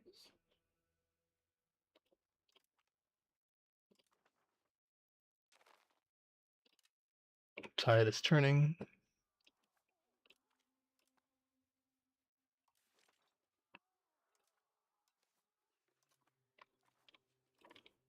My poor ships.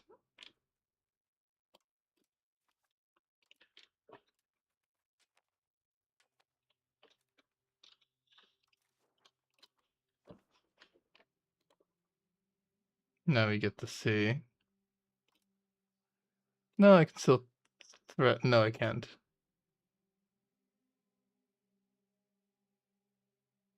Yeah, no, I definitely cooked it. But it might still not be cooked, because if they join a coalition, would need these guys to also join a coalition, which they are not seemingly that interested in, which is bad. Oh well, this run was a bit cooked anyway. Damn. Yeah, that threat and war thing is pretty huge. If we can get it to work in our favor.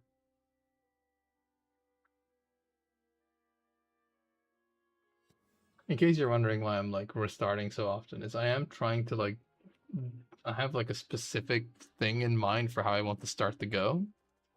So all these runs, or at least for the most part, except for the bankruptcy one, even the bankruptcy one's probably salvageable. Like they're all like perfectly salvageable runs. But what I want to try and see is I want to try and see if I can get like for one, eliminate the Turks faster than I did previously. See if that's possible. That might not be possible. But for two, also see if I can make Byzantium like really strong, like the economy and the capital and such. So that's what we're doing. And I haven't like read any guides or done anything like that. Mainly because I don't know, that's not as fun to me.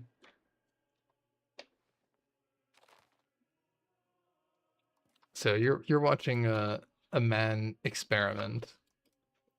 So my apologies. My epilogues.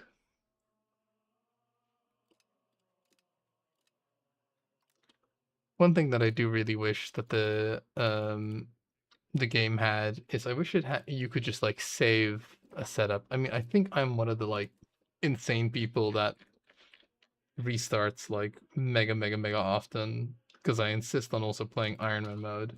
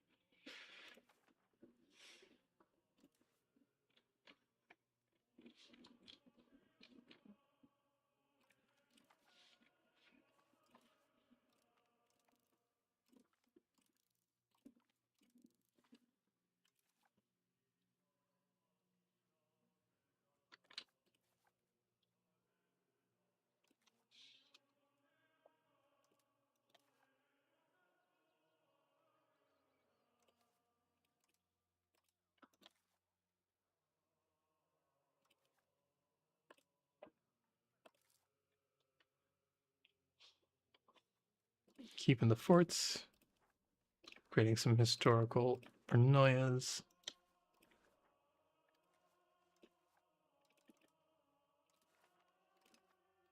Creating some custom paranoias again.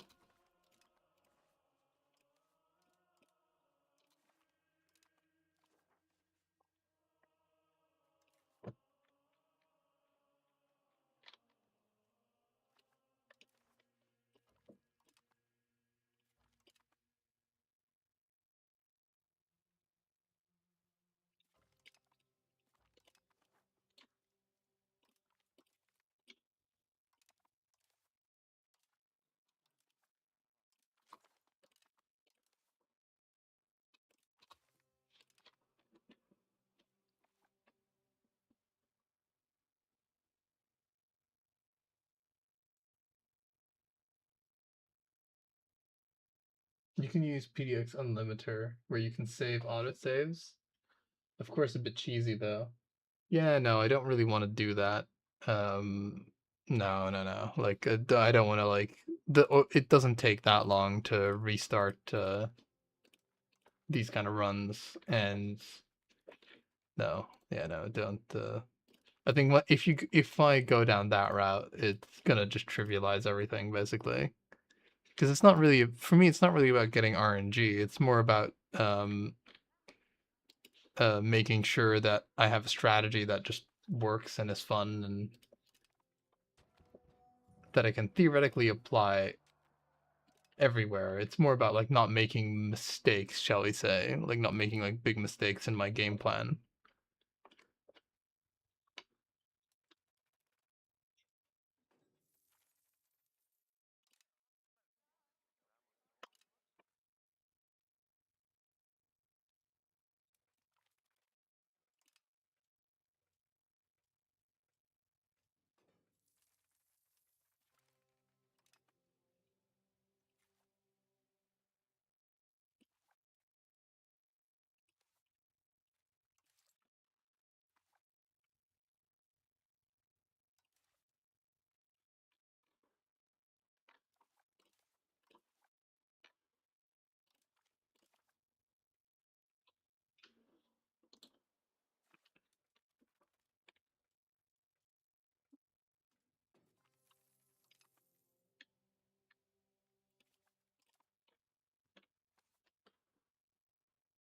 More wheat.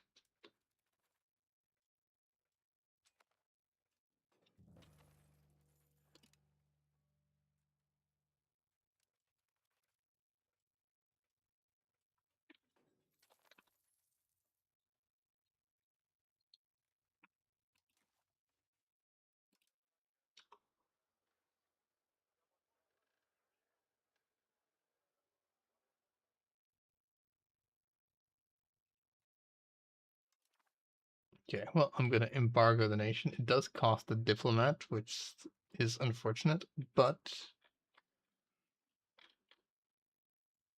we'll just take a bunch of loans.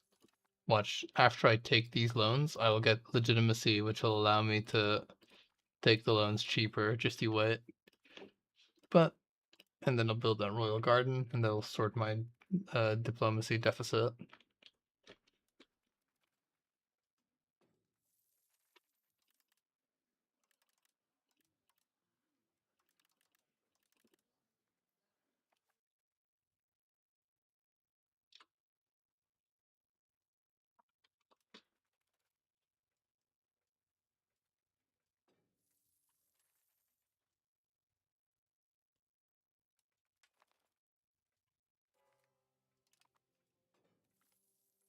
Nothing we can do.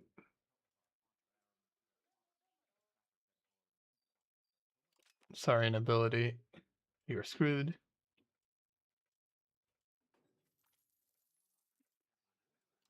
System must be purged.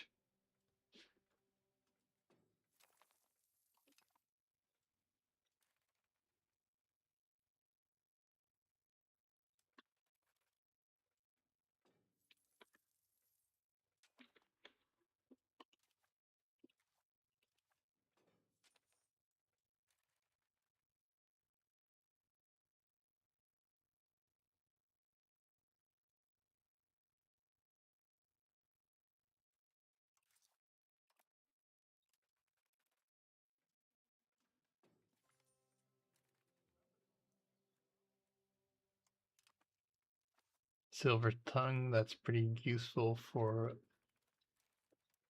getting the Egyptians off my back.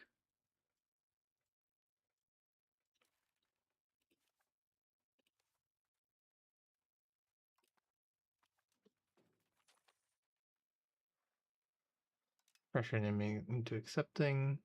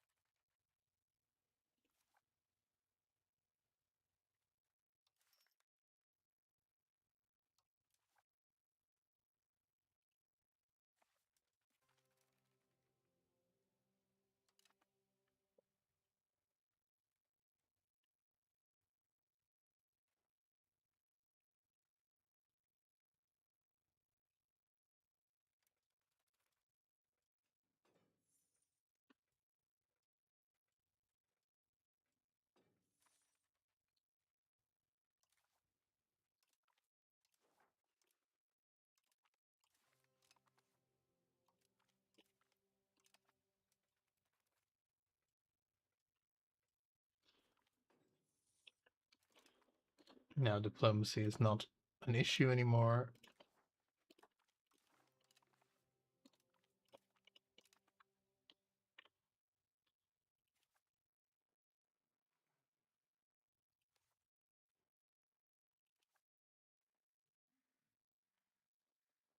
Interesting web of alliances here. So if I attack these guys, I can attack this guy, which means I can attack this guy, which gets those three guys in there.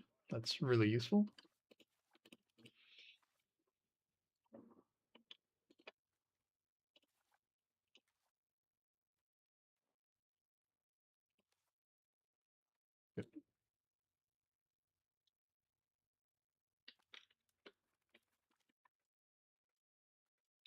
Or should bankrupt save him because it takes like less than a buck to save him.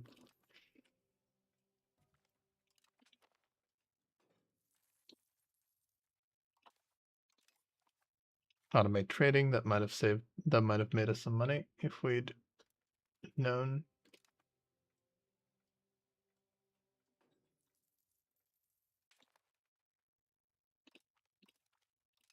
Build spy network.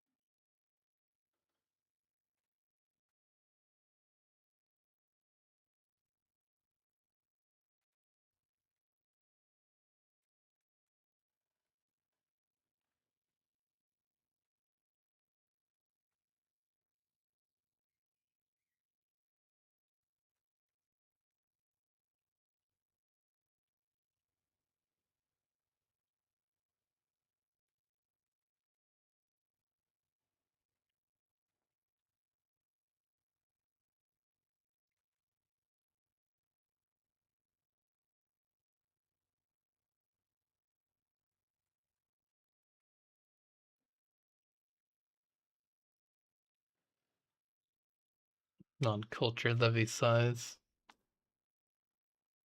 It's not actually that great, but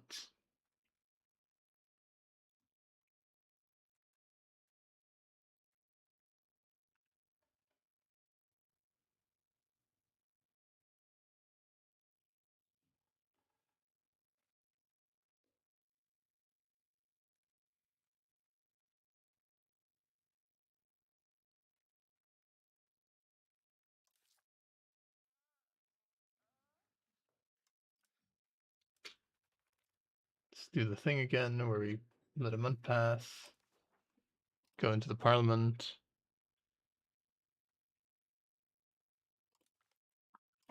I'll implement it because it's better than the other one, or at least I'll try, but this might be useful. We probably want to claim out of this. In this case, we probably want the Karamanids then. And then we want to try and threaten war. So, seeing as how we can attack the Karamanids, I will fabricate Casus Belli on these guys. And I'll do Konya, because we can border that. That's not a problem.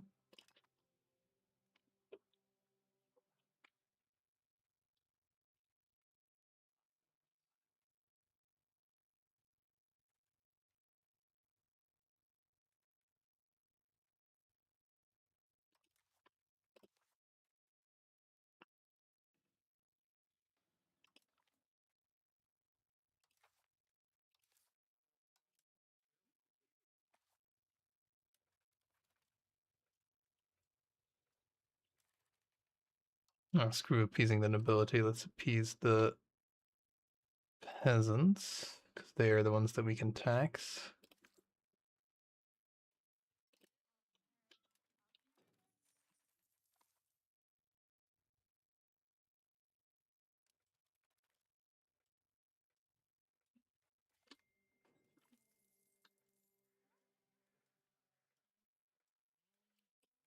Don't need them.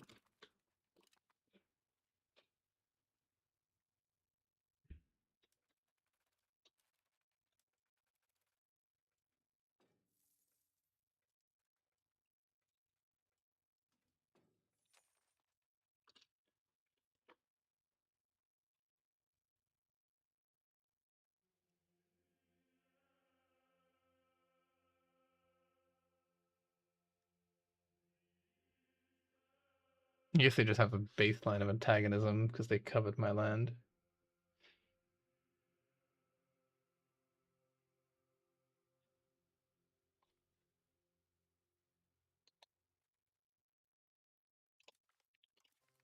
Let's improve relations with these guys, just in case we can get military access through them.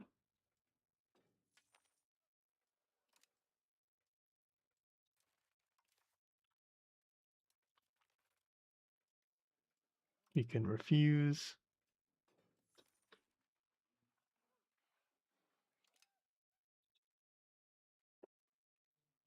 Okay, we can actually hand out a bit of a better estate now.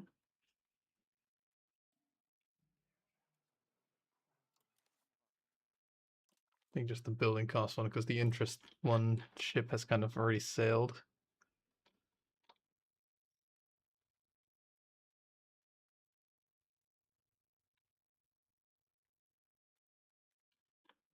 I mean, the interest one ship hasn't sailed yet, and it gets like some tax efficiency.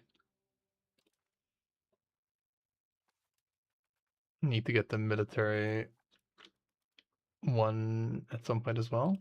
I can do Commission Dynastic Chronicle, so I can do that. Some nice legitimacy.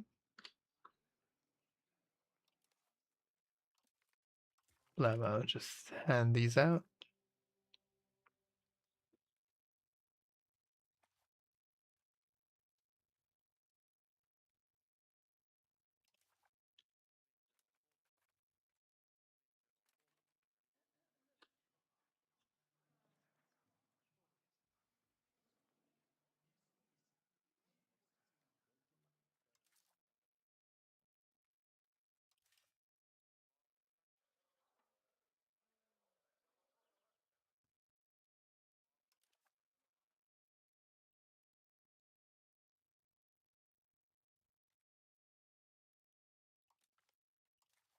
Infrastructure, then most profitable.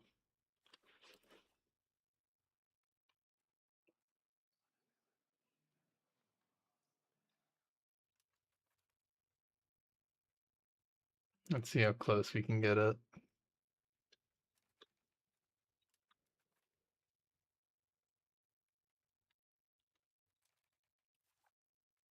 I don't need these guys to migrate there anymore.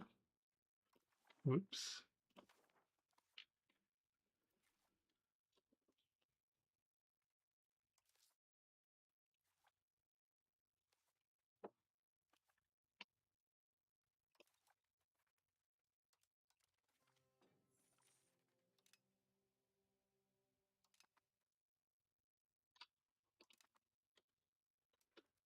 Intelligent, he ain't no prodigy though.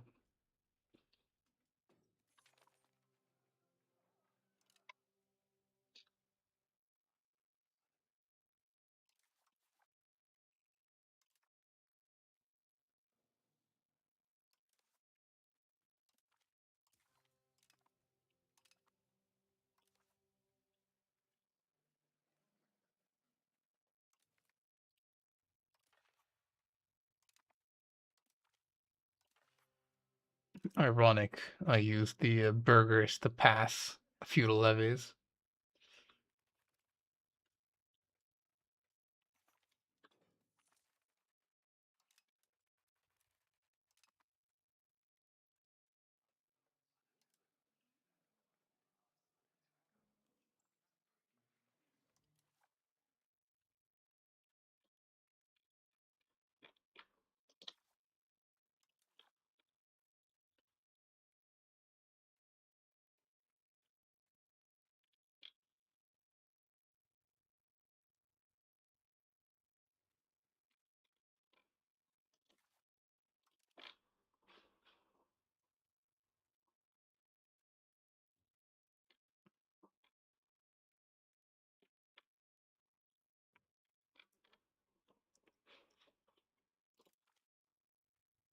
Commoner administration.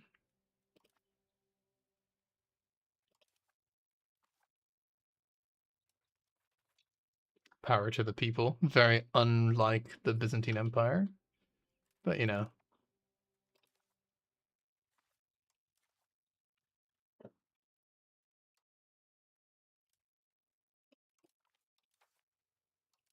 Desperate time calls for desperate measures and all that. Ooh, those insurgents are really creeping up on us. My god.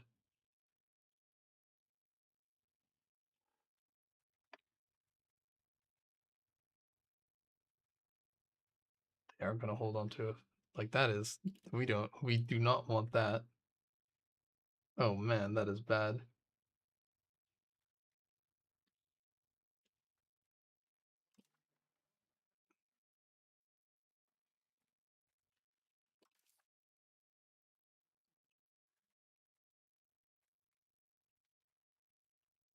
Will we in 3 months? Okay, I need like one of these genius guys to go and help. Look at these genius brain trust here. Will that be enough to reduce them down? Maybe I need to just right, you pal, you get to do this now for a little bit, and then you get to. He's not that good anyway. No, he's not actually good at doing rebel crackdown stuff.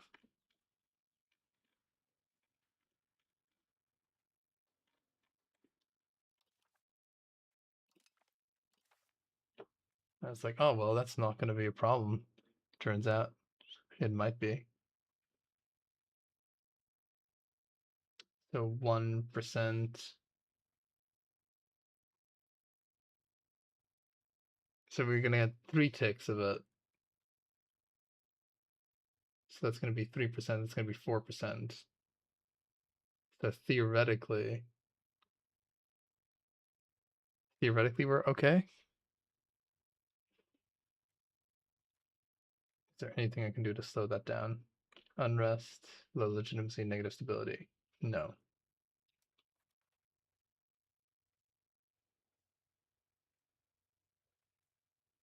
Ooh.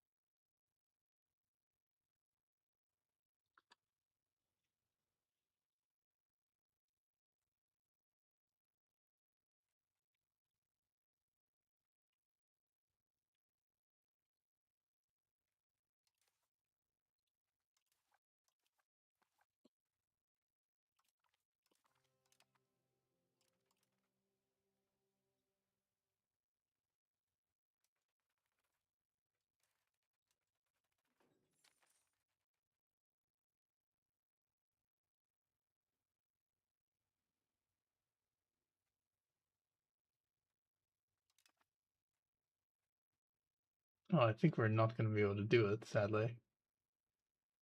Could have sworn I did the math correctly, but I guess I didn't. Okay, so we're gonna get these guys to rise up. They don't own any strongholds except for Philadelphia.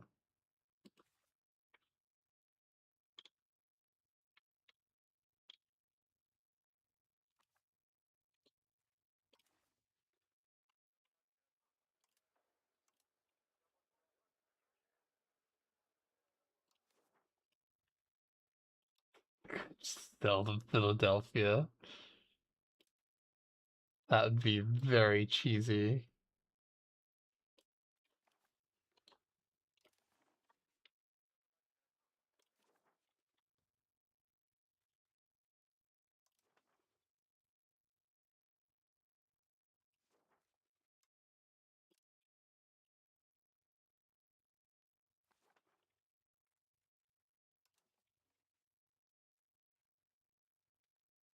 Do I want to sell the city of Philadelphia just so it doesn't fall into noble hands? I mean, I guess once these guys rise up, nothing stops me from release a vassal and give them Philadelphia. I can't release a vassal. I have the pretenders.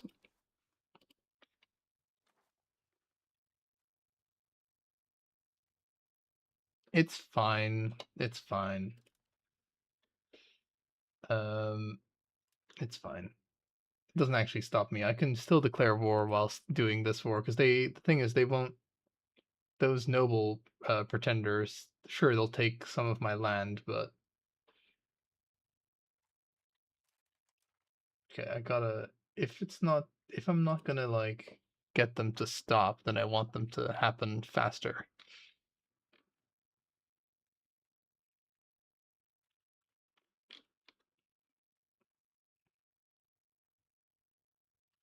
Okay, what can this guy do instead? This guy can stabilize the country instead. Do that.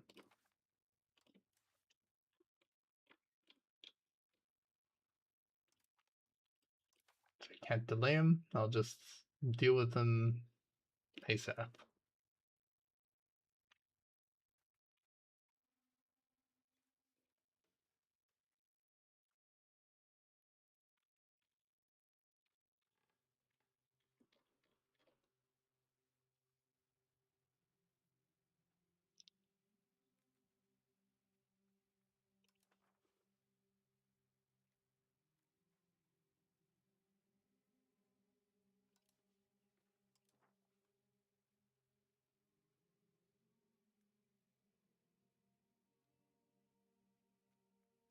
I think this is really a region I want to expel people from.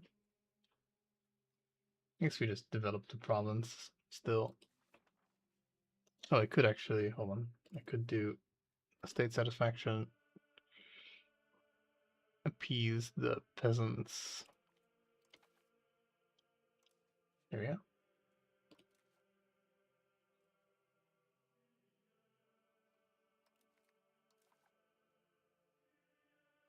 Pretty sure I'll earn that all back.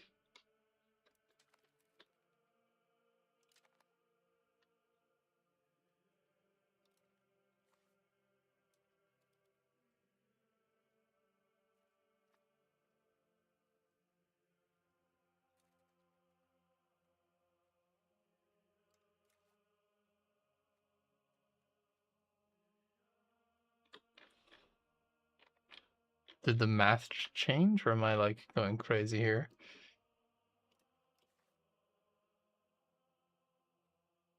Oh, it just didn't update yet.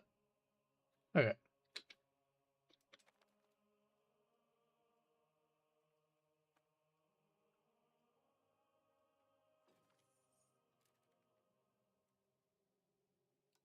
Oh, I think the reason also why I kind of like it didn't work out for me is because I think it takes like a month for these things to take into effect, so you can't like cheese it really. So that's probably why my calculations were incorrect. Pushes up glasses further.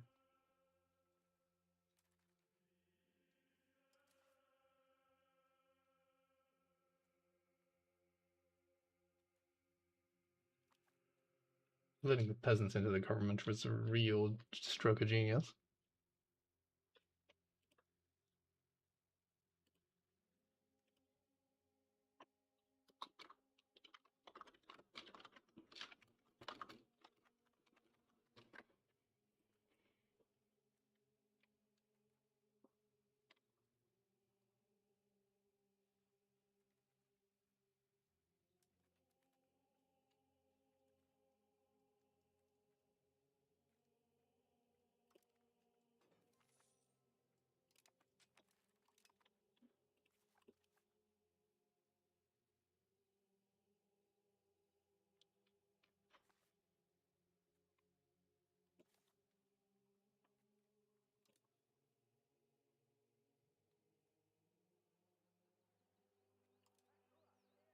Die from disease.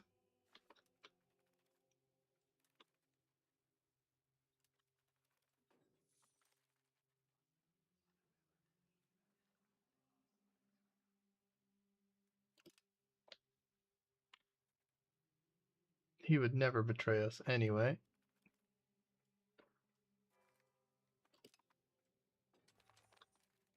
You know who would betray us? These guys. Trebizond will help us. That's very nice of them.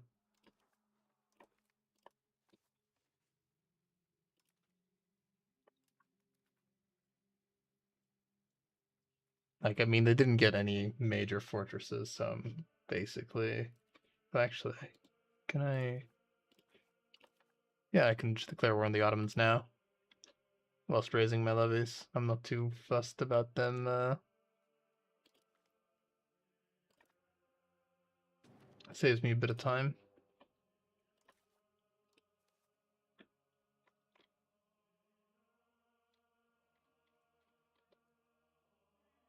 The second I put this asshole on a boat, I'm pretty sure he's gonna die.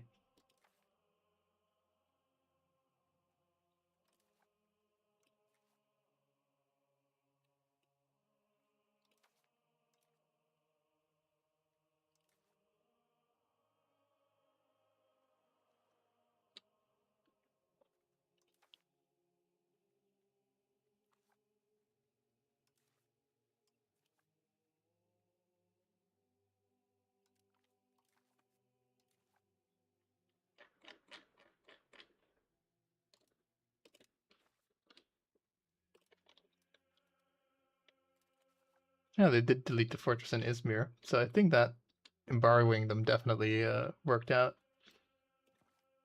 That's gonna make this a lot simpler. Let's first waddle up and deal with these guys, though.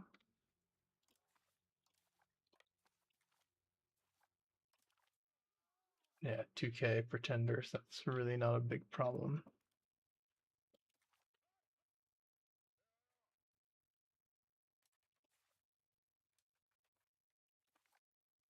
They could be in these mountains, though. They don't appear to be.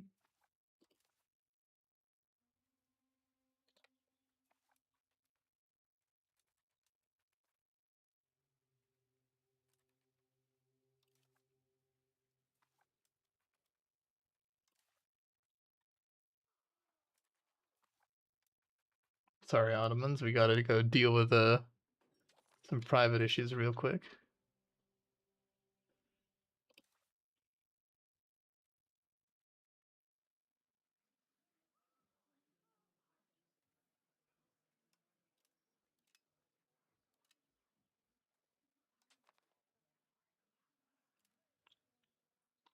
Compromise a bit on the fort maintenance.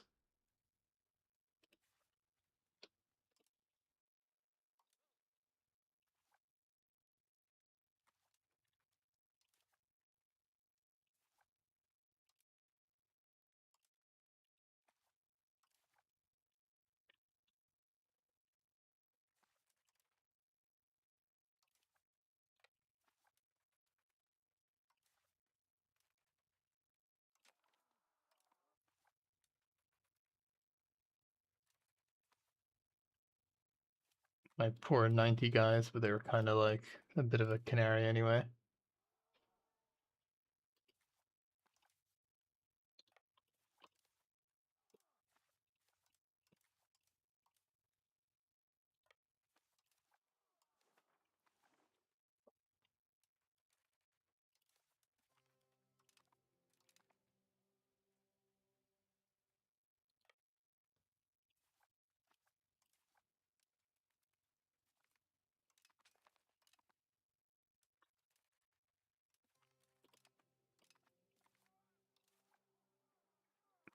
Some excellent commander traits.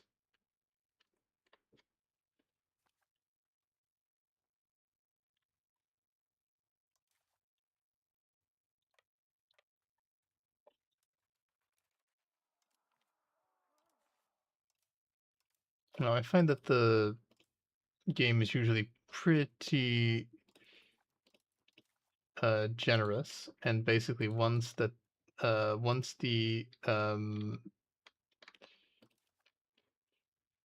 pretenders run out of like most their locations, they will just surrender. At least that's what I found.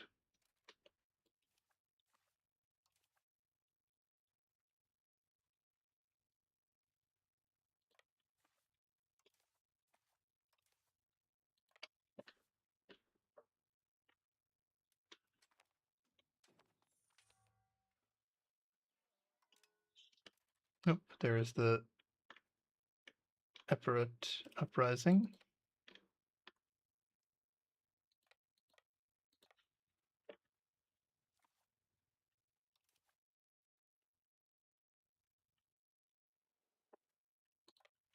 Wonder if it's faster to move these ships over there.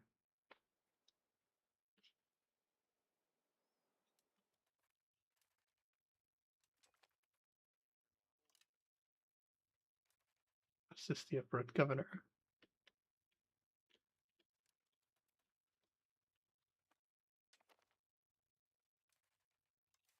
Oh, Ottomans. Oh, Ottomans, you fools.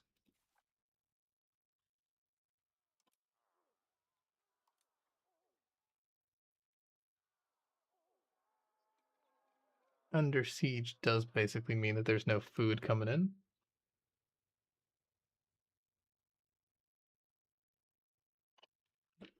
Those are already being used, they won't be able to pull a sneaky one. Yeah, I guess they're actually like, yeah, now that I'm looking at it, they seem to be doing alright. I guess that's why I usually never really have an issue with them, because usually by the time they rise up, I'm already at war. And ergo, the Epirates' levies are already raised. Okay, so food situation in Byzantium is going to be really terrible.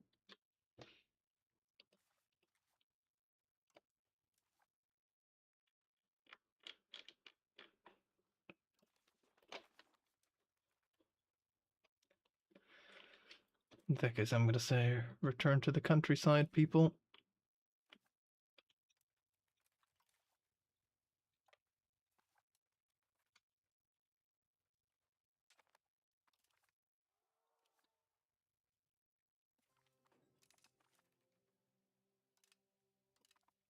At least we don't get like a fall of Philadelphia or anything like that, because it fell to noble rebels.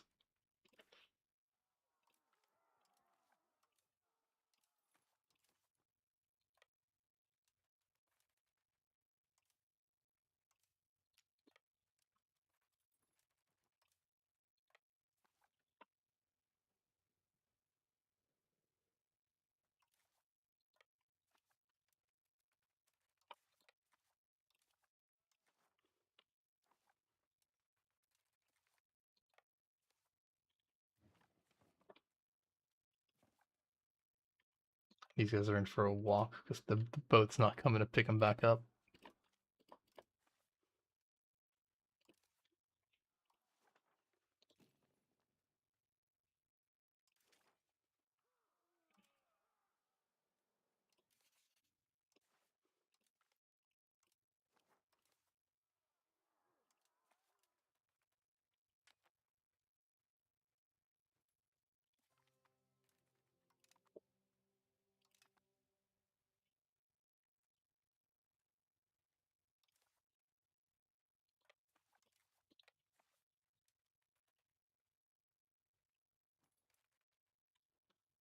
Even with me not,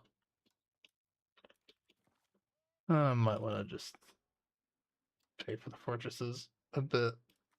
Because I was gonna say, even with me not paying for it, I don't think they're taking Byzantium in a million years, but I'll pay for it just because those siege stakes are going pretty fast.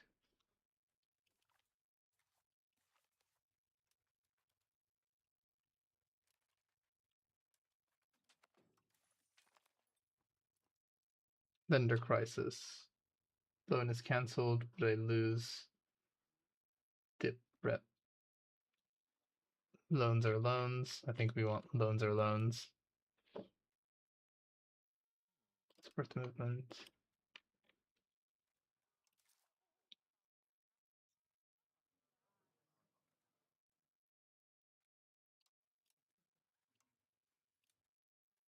Loans are loans, and we're gonna get a lot more of them.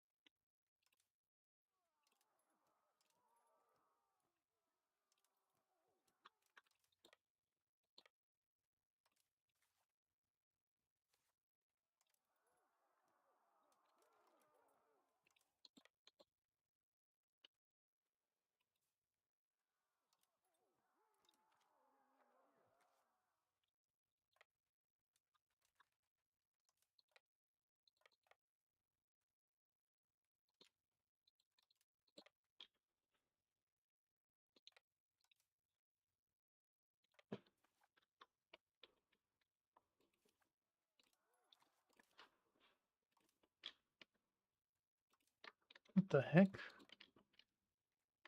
Is it because it's not my own port? That might be why.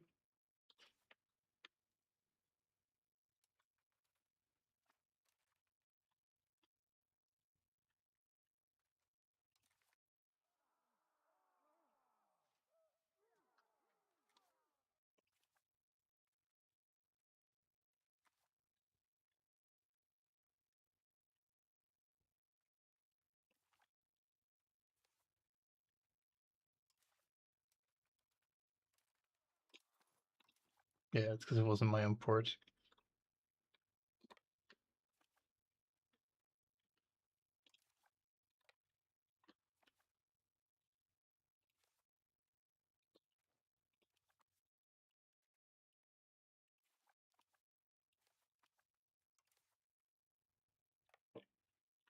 Go, go, go.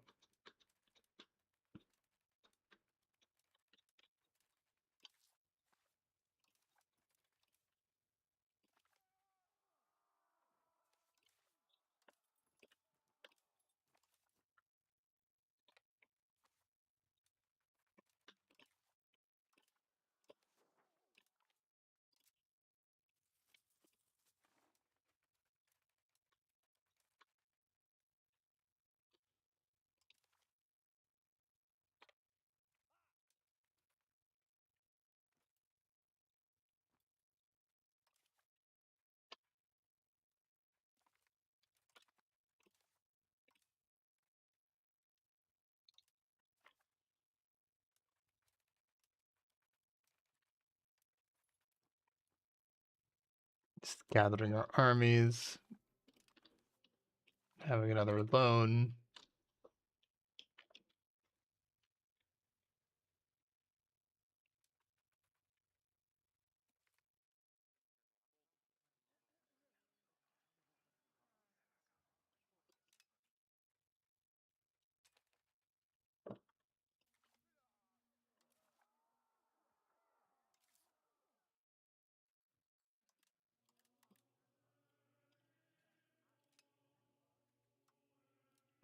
Can hardly tax him, so I might as well not tax him at this point.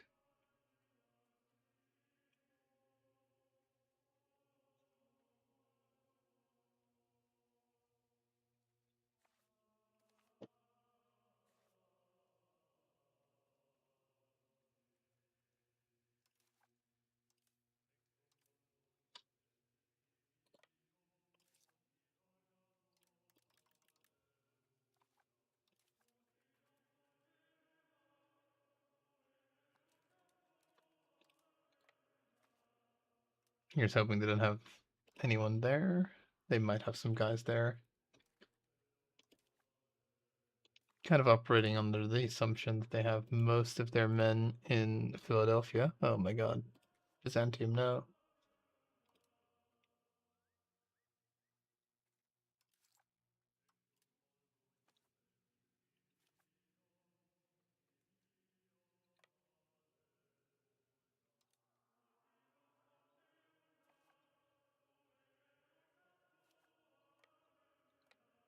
Wonder if I can scare them off of it.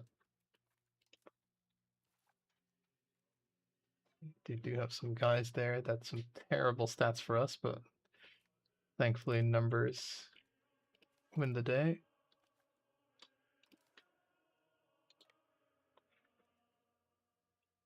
I've got a cunning plan. Why am I moving so many people to that random province?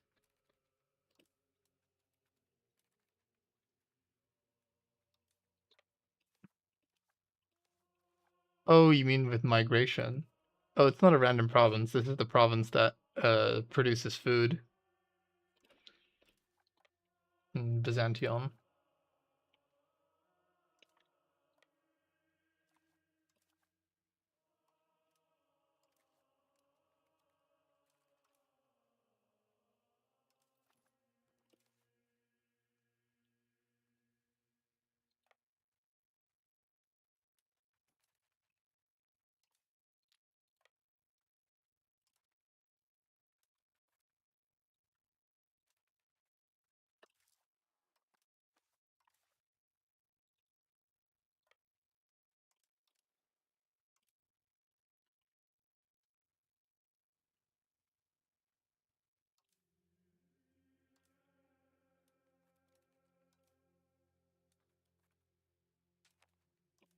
Yeah, might as well get more people across.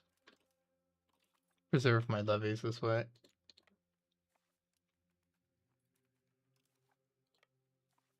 All part of Operation Screw You, Ottomans.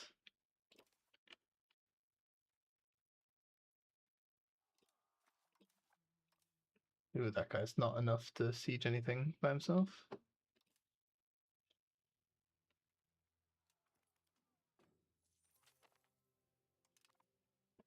More loans.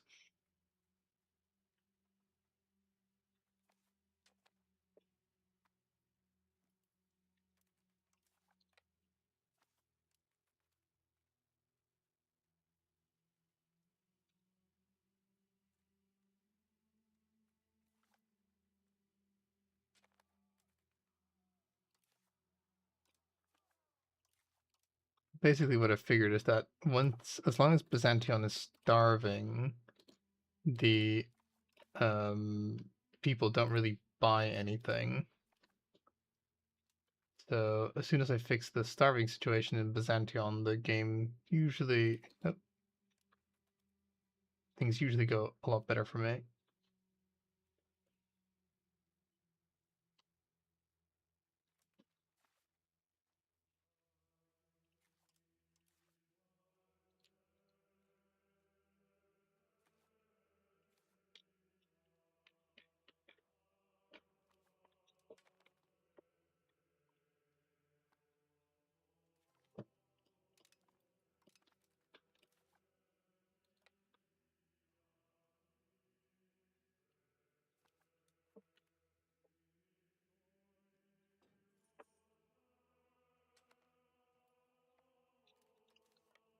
And now the Ottomans are the ones doing the starving.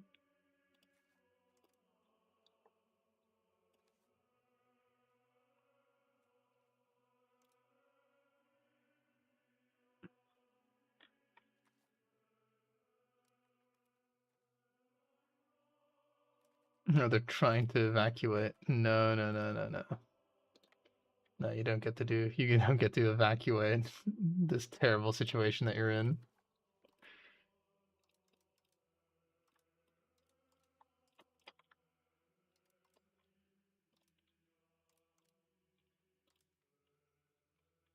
Just prepare the peace deal already,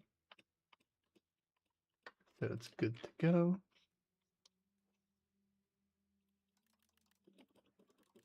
And we're gonna need you to pay off some of our loans, Ottomans.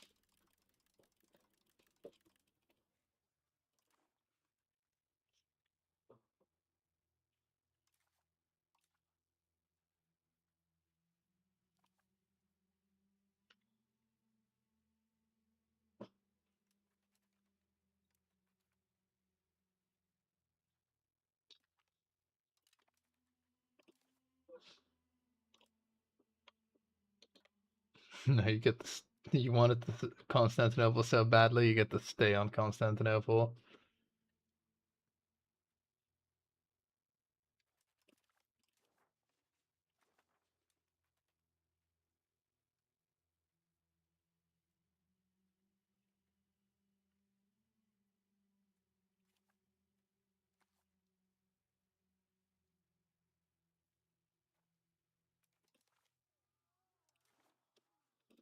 There we go. We get to defeat them without basically losing as much as a single peasant. Well, you know, technically not true. We lost 281 guys, but, you know, who's counting?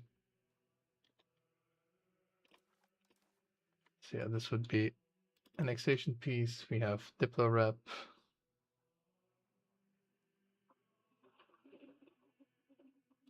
Yeah, we're good.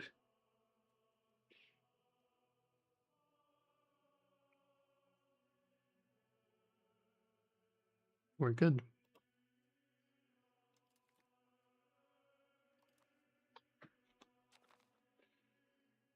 Tide is turning.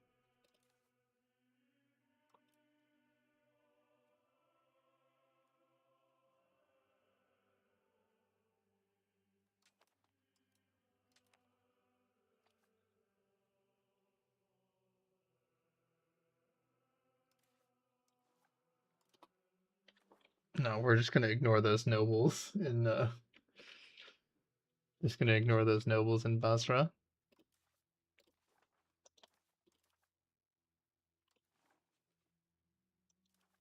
Basra in Philadelphia.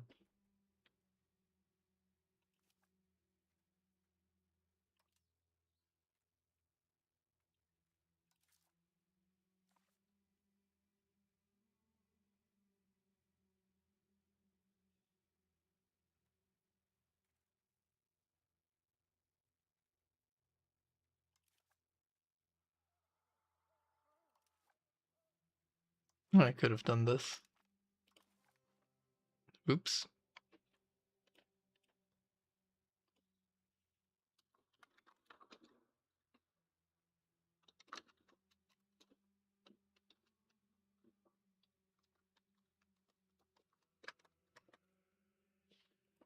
That would have been good.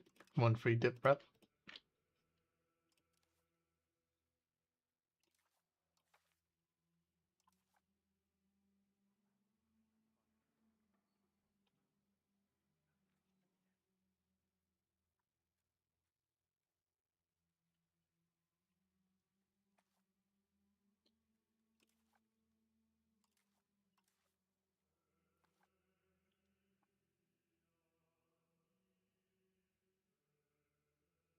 So there isn't really a coalition forming at the moment.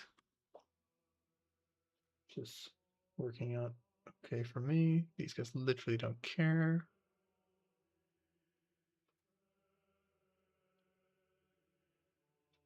These guys also don't care.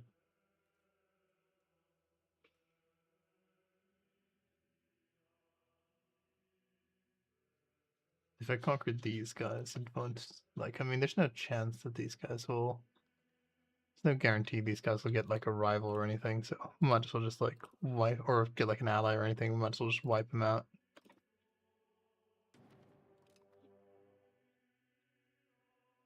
Oh, it's funny, this stops the crown pretenders.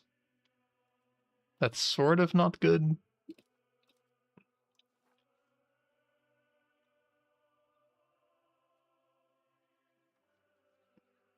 Right.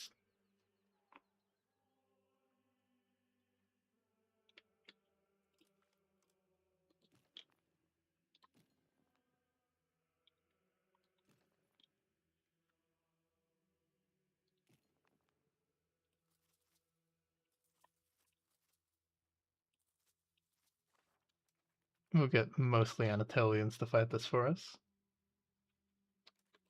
Maybe we also gotta get a new rival.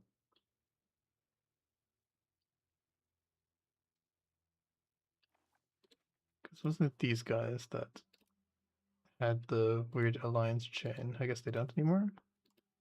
No, it's these guys that have it, the Sarabids or whatever they're called.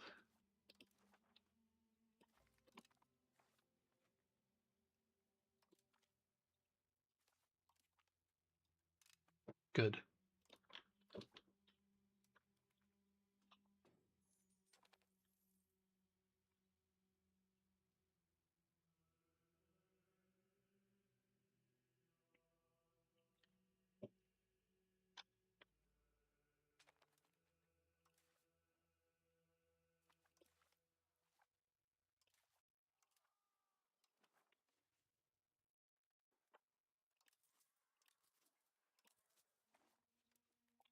Don't want to raise stuff in Byzantium if I can help it, just because it'll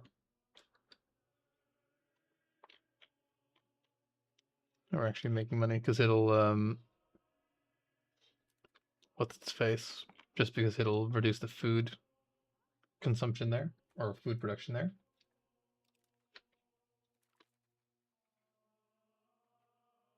Sign of our returning splendor, baby, and also a sign of our returning ability to tax the peasants to oblivion.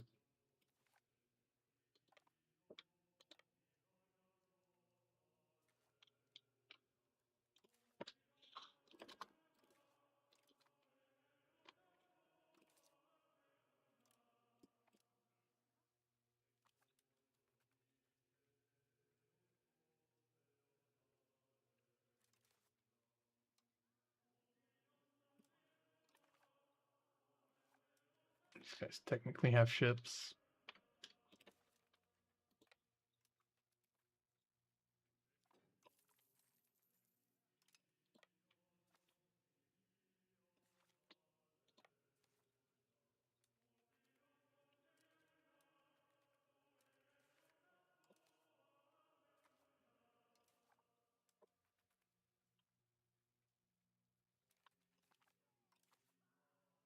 Not exactly a huge army, but this should be enough to deal with them. 2-to-1 odds.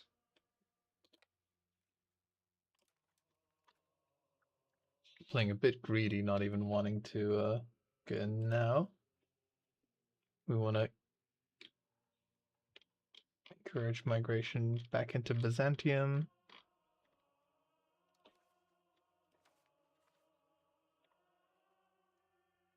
Have we got like a councilman that can help us with that?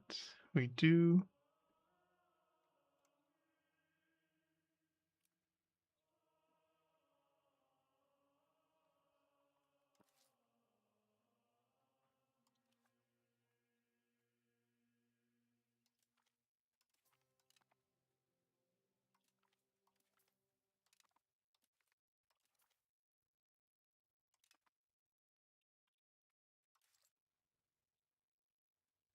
We're paying some of our interest.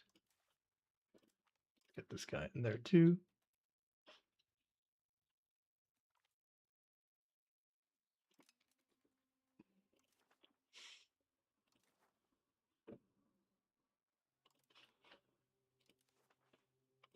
These guys.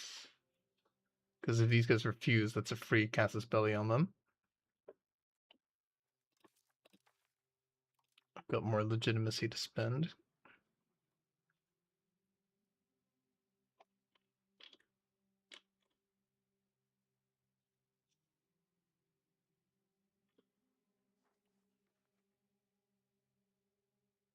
Do we even have more stuff that I would want to spend it on? I guess I would want to enfranchise the peasants a little bit more.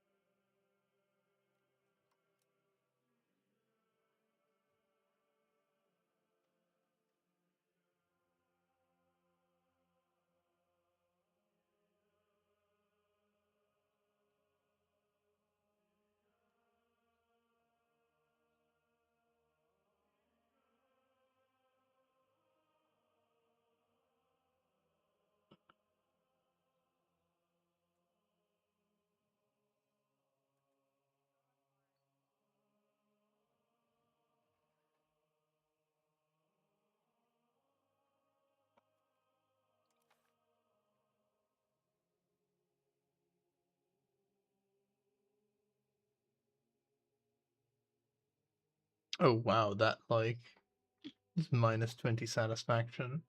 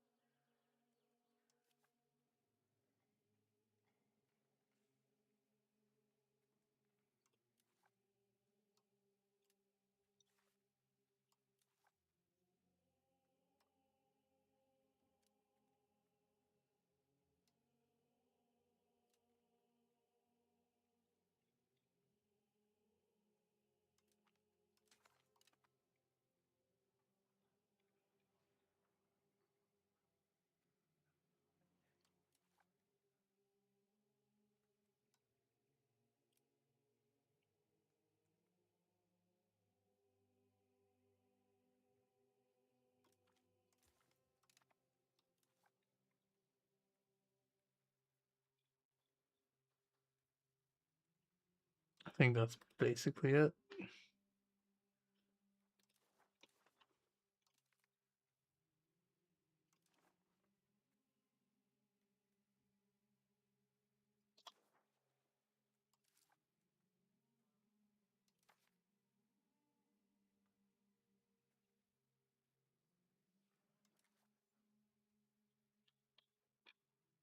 Don't really want to hurt these guys more than they're already being hurt. Do we want...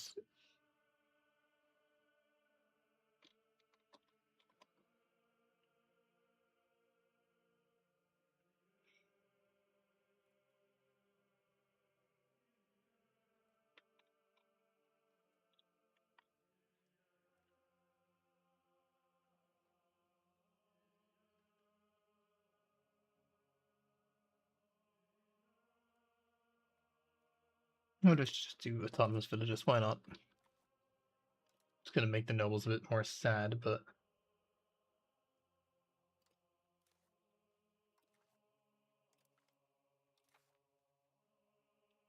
let's appease them. We should be able to prevent another noble civil war, especially seeing as how we're already in one.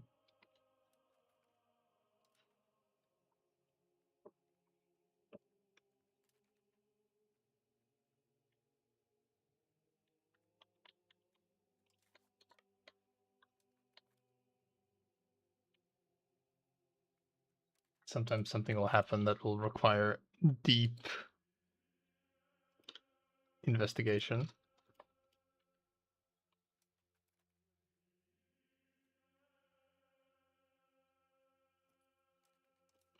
Causing us to delay our wars a bit.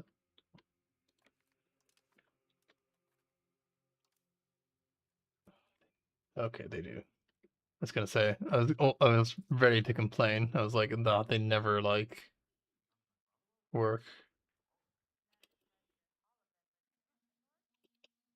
Good, we're at our max tax for the peasants. That's fantastic.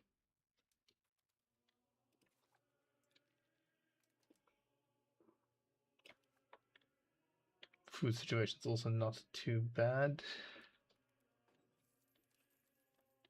All pretty great.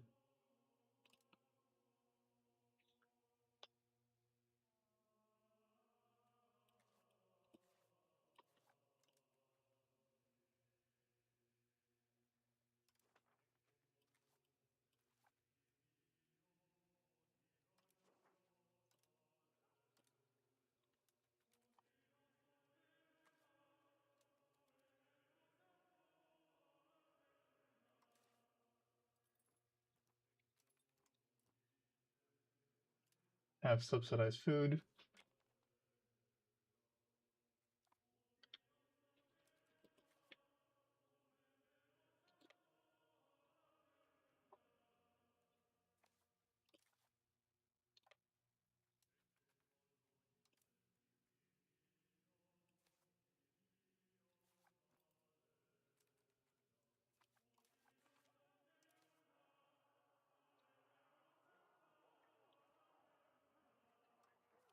Okay, the Basilius takes to the field a little bit too often now that he's part of the Order of Hungary. Miracle. It's a good sign. Clear our governor's right. Mount Athos gains development. Mount Athos has like no people in it.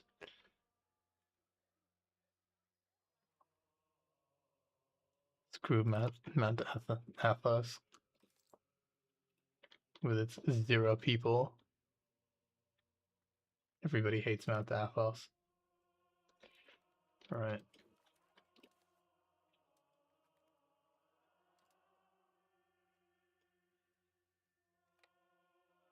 We who are about to walk into an army salute you.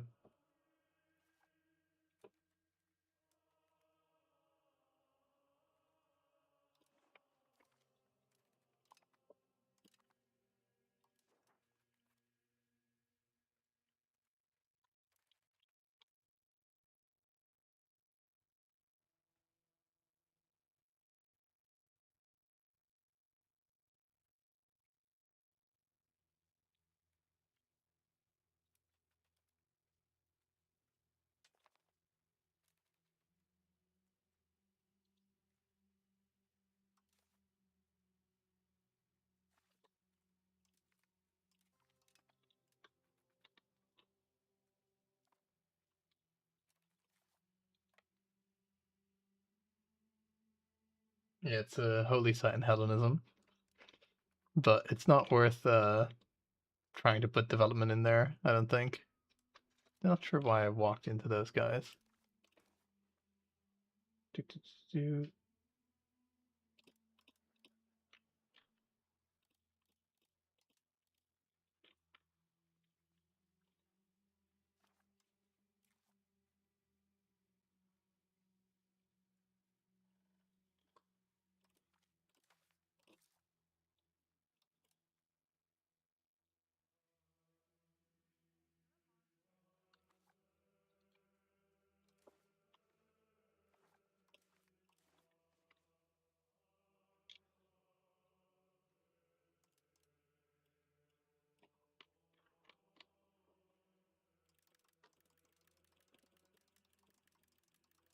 Is it because there's a battle ongoing? So these loos would disappear. Might be. We might win this. Might. Our numbers should do the trick. Should. Okay, good. Shit. That was a bit of a waste of money.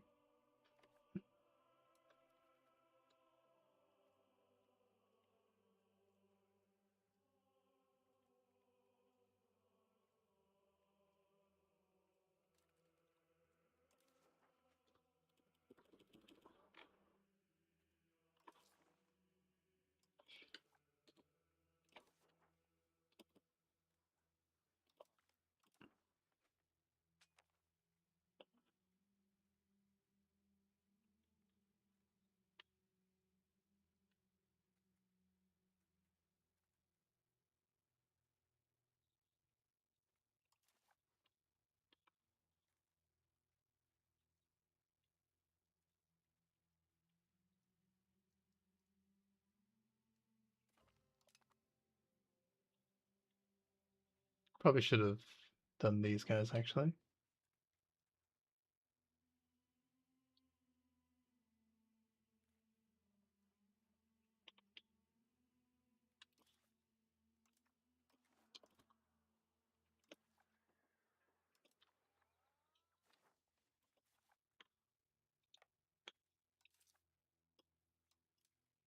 No diplomatic spending. Lower all my maintenance. Because we're not getting to Philadelphia anytime soon. They surrendered. That's nice of them.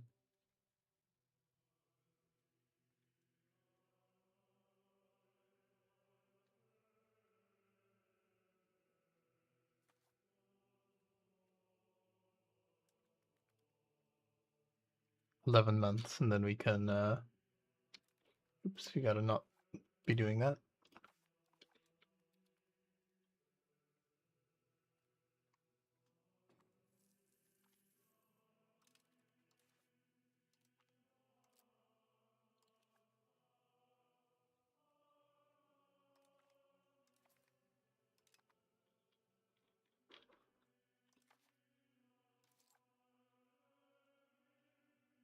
Okay, our economic situation's looking pretty good.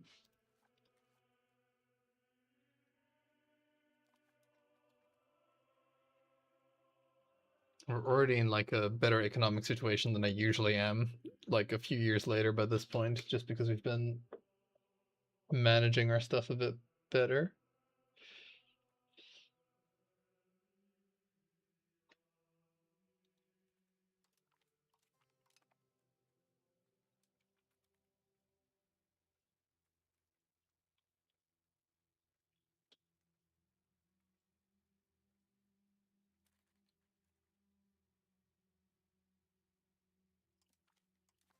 We'll see.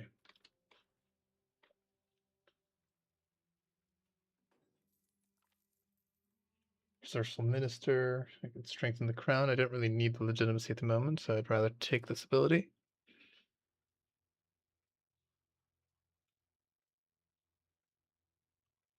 Or rather, I need the legitimacy, I just can't sustain it. Actually, that might be a a big fat lie. Okay, we're getting close to being able to actually have the Imperial Senate on and paid for. We could attempt to get rid of the Imperial Senate, but we need a lot more stability for that.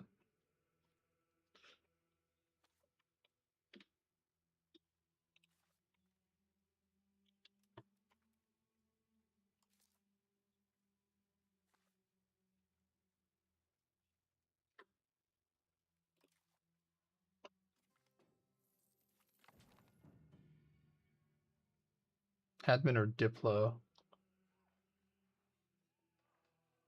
It's a real choice with these ones. Diplo is just going to help us conquer a lot more, but admin is like just a bit better. Interest rate, proximity.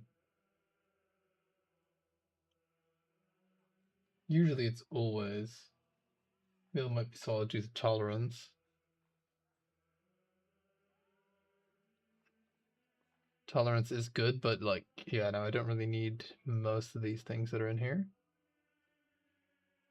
Diplo is good because it has like the war score cost efficiency, and it has like basically these other Diplo modifiers, which are just generically useful. And usually you want admin, basically just because without Deus Vult, expansion is like really painful. But because we will be getting the Imperial CB, we don't really need that part of it. So we're realistically only looking at proximity, stab, and other stuff. Though, whatever, I'll take admin. Slightly better for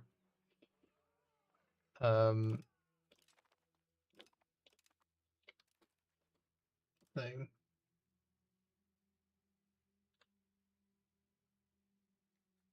Diplo rail. Well, proximity, the speed like stacks, so it's like you get more speed as it goes. Okay, do we want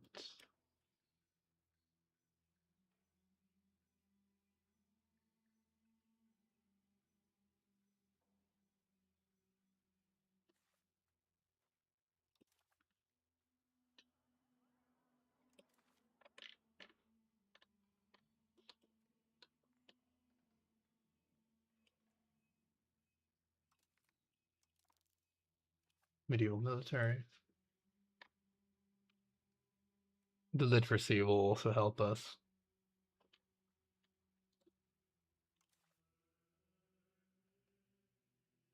1 month we'll have a diplomat.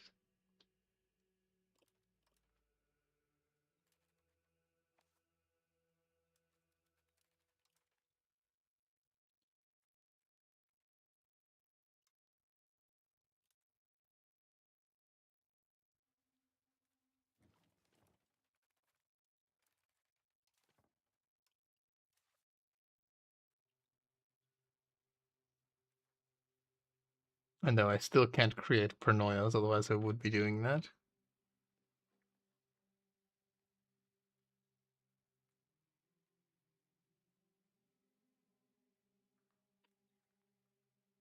So let's just get some tech going, I guess.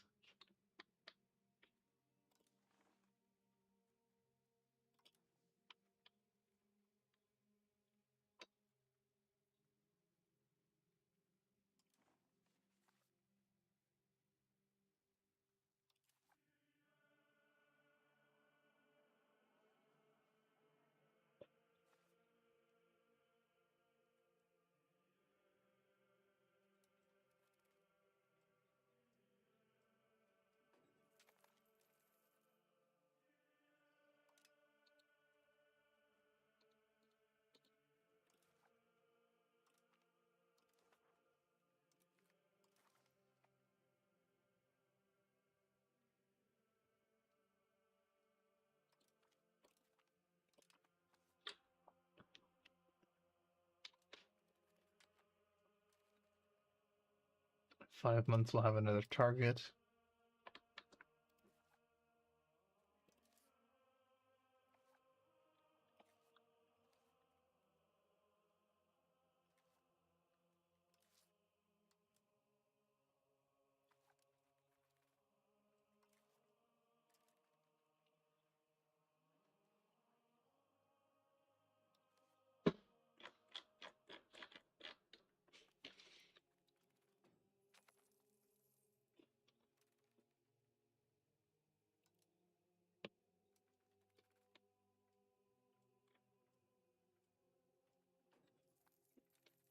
This migration is still very low compared to what I saw in my test game.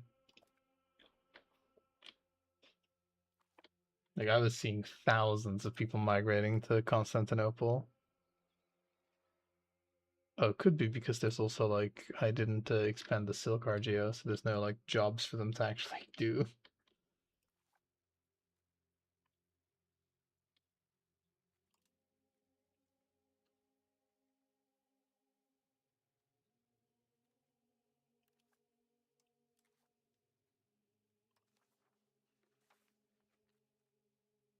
Back to encouraging it there, then, I guess.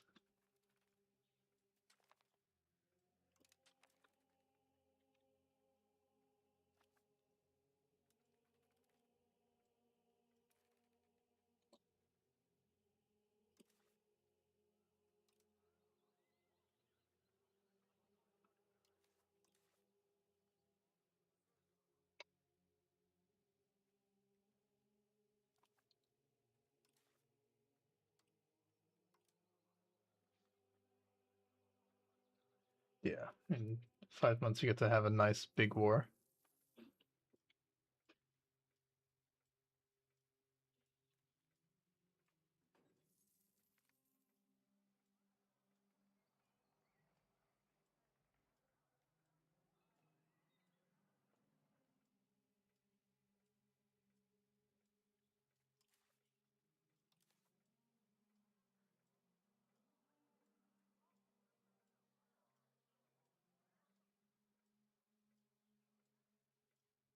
Ruler has a general trade.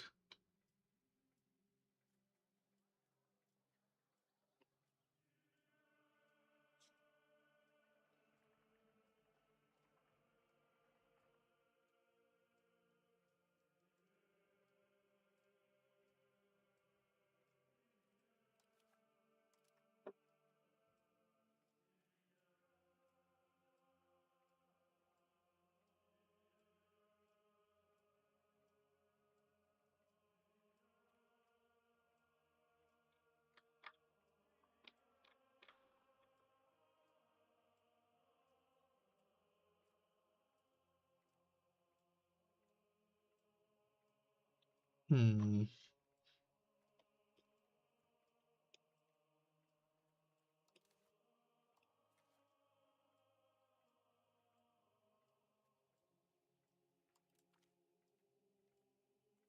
Watch, he'll immediately die. Um,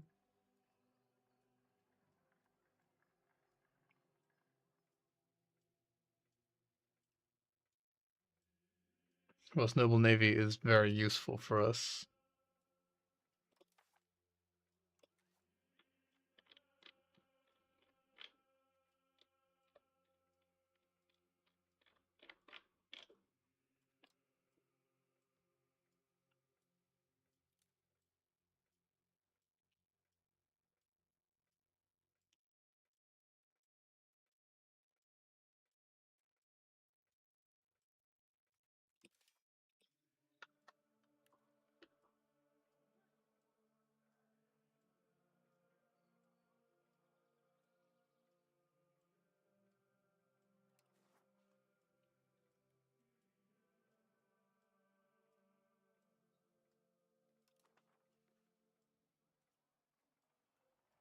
Whatever, we cannot depend on them. Sucks, but it is what it is.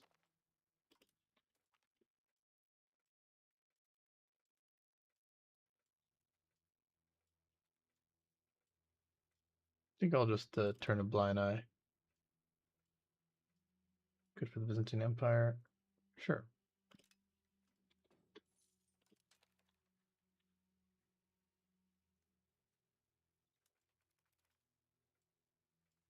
$2 months.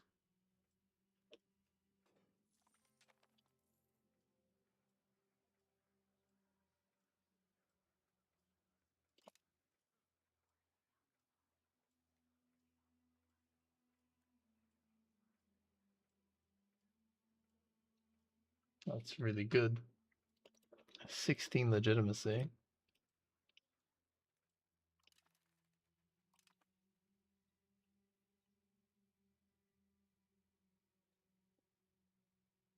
Our poor debt. I guess we're just restructuring it, I guess.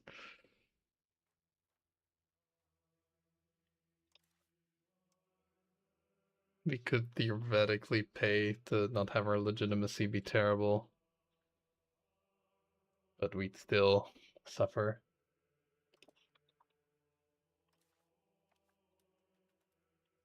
And with these new debts that we're going to be taking on, I don't think we're going to be able to afford it.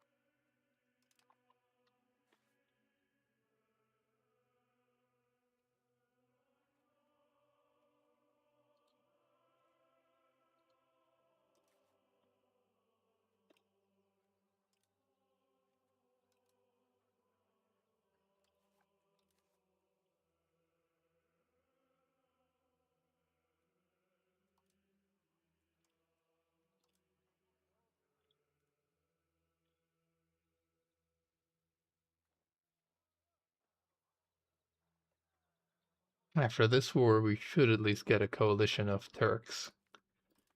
There's like almost no way otherwise.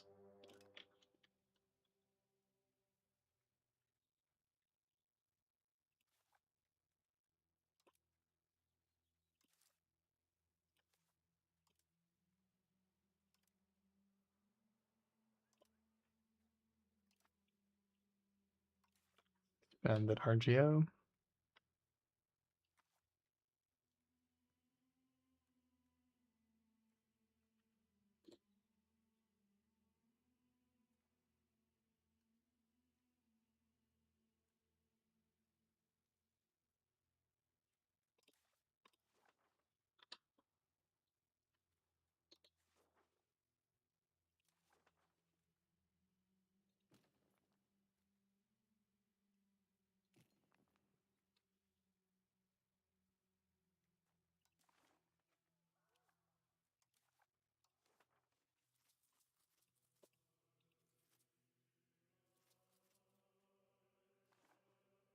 Raise levies incredibly specifically.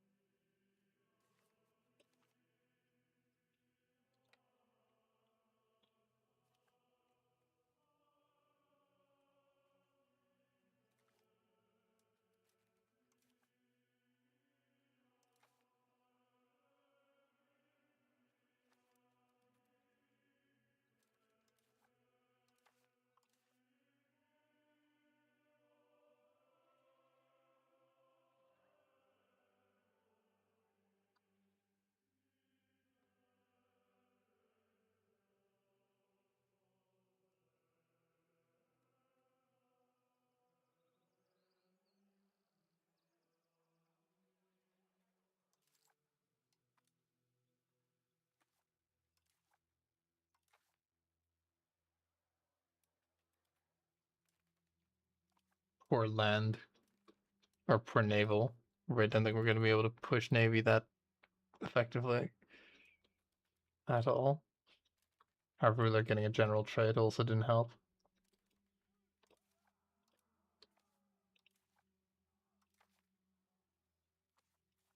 No, it is what it is. It is what it is.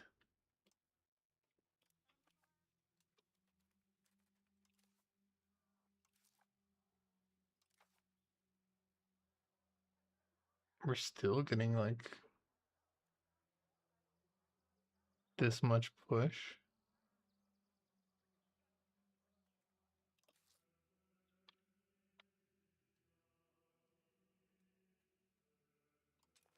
Whatever then. Doesn't matter. We'll deal with it later.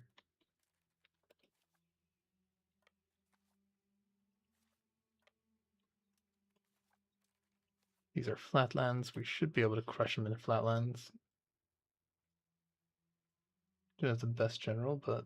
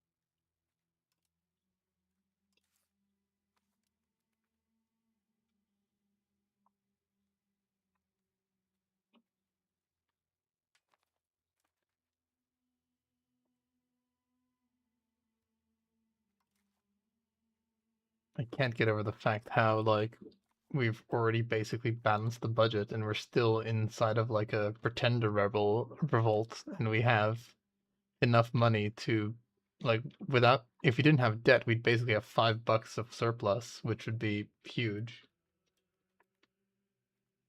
So this definitely makes a huge difference.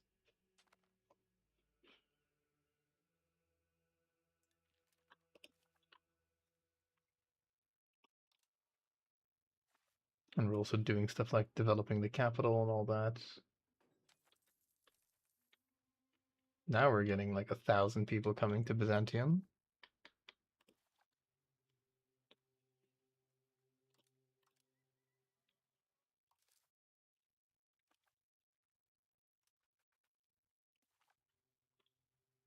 No, people are migrating.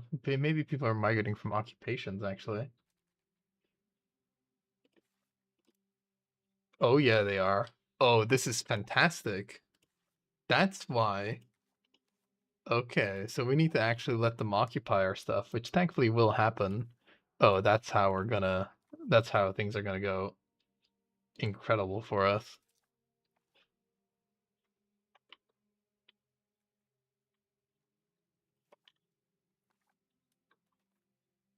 That was the key.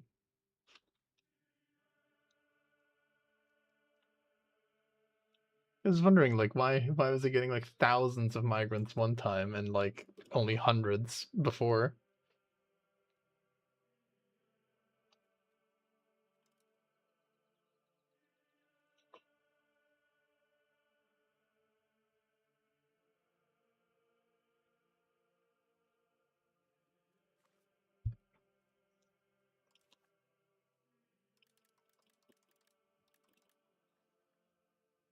10% in food. We can afford to pay a little bit of food subsidies. Right now we have all that land. I'm going to just Diplo, 18 Diplo. God damn. That's a lot of Diplo rep.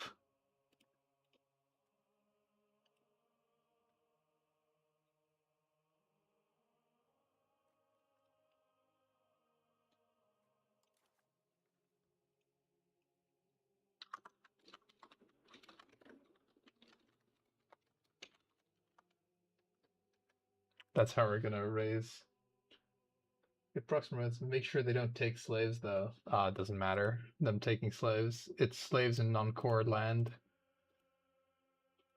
Mainly Turkish people. Occupations really push.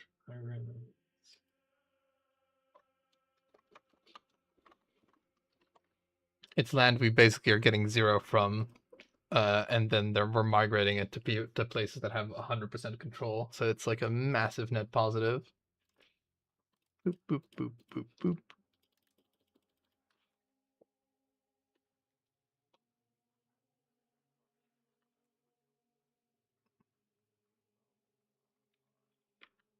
Okay, this might already put a coalition on our ass, which we might not necessarily want to do right now.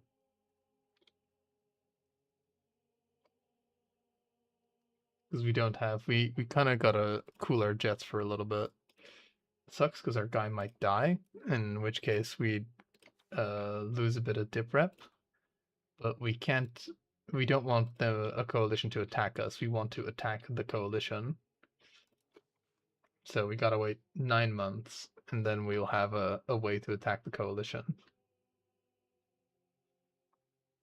Meanwhile, oh no, don't occupy my non-integrated Turkish land. That would be terrible if you did all that. We'll just occupy these guys though, because I'm here anyway.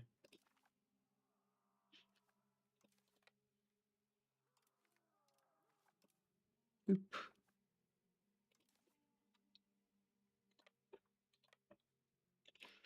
Oh no, the humanity. Oh no. Oh no. I mean, we are losing population, but it's basically just centralizing the country for us. I'm not gonna go too crazy with it, but I'm just not gonna worry about getting things in Anatolia occupied, especially places that have no cores.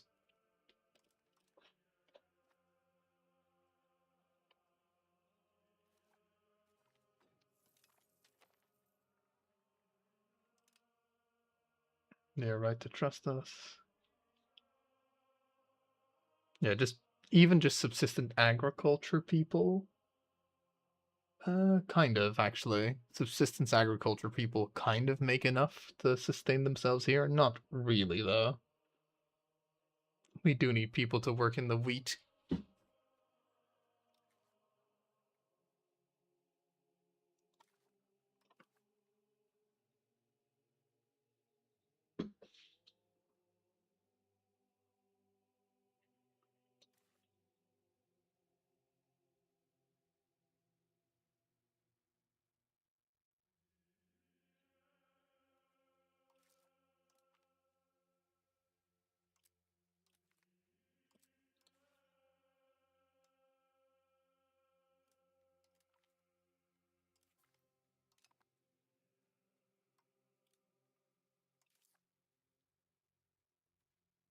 Or pay some of the high interest loans.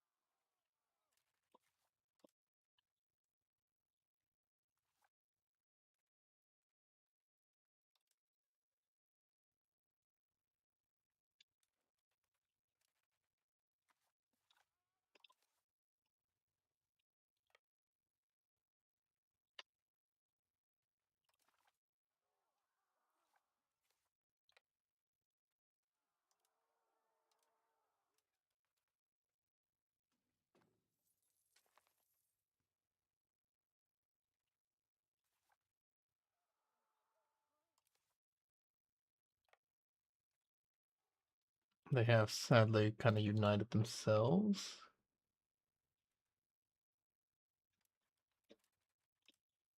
Just gonna chill in these mountains, and I'll send over a guy to go and siege their capital.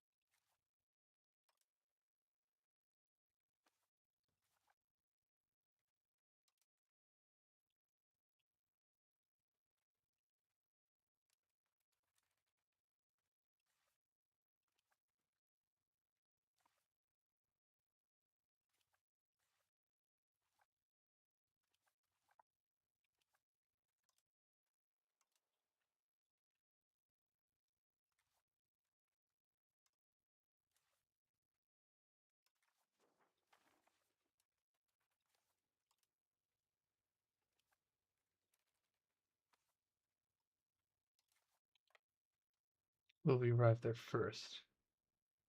Yes, we will. Okay, so then we will crush them.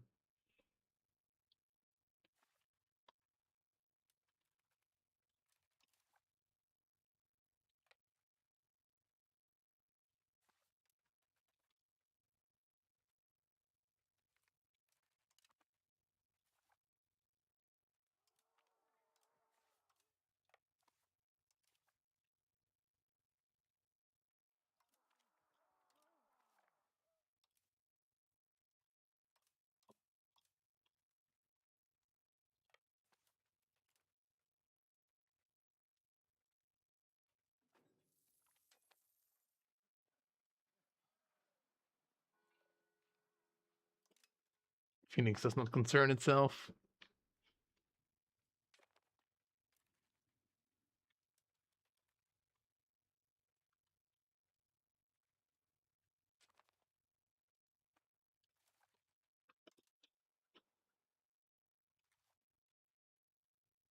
We actually have Byzantium no longer, like, or basically almost no longer food, with food scarcity, which is incredible.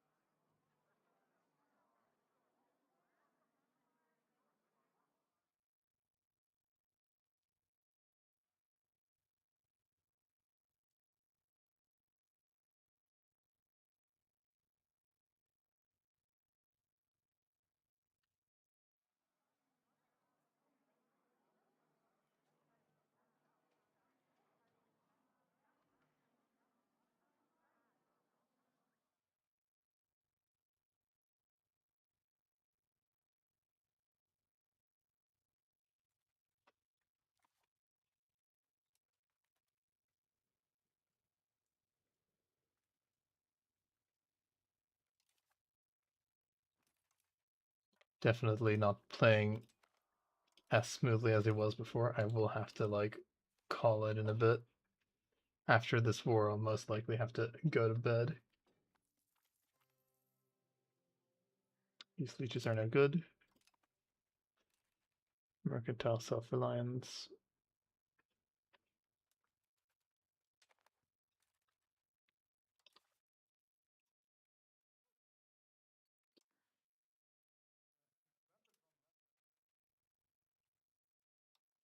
I think unless we have the paranoias, we're not gonna overcome this legitimacy issue.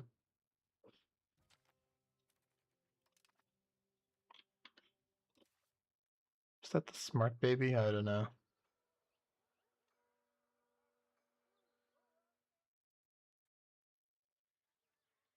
He's intelligent at least.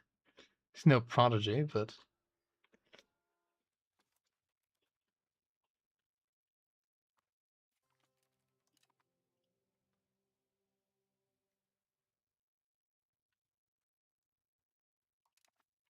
poor guy got disfigured.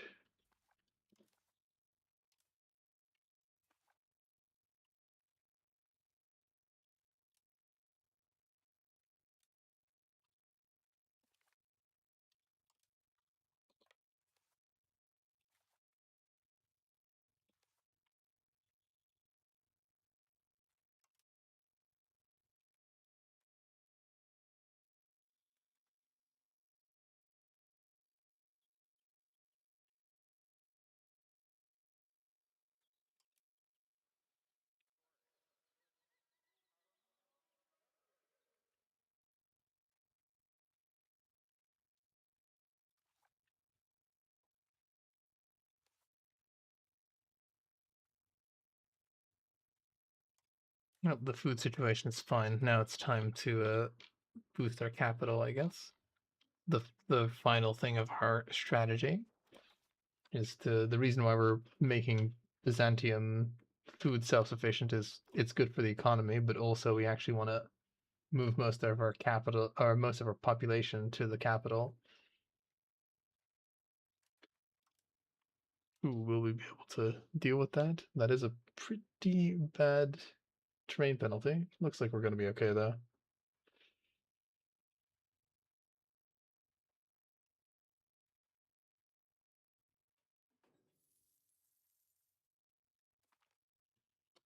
They did a pretty good number on us there.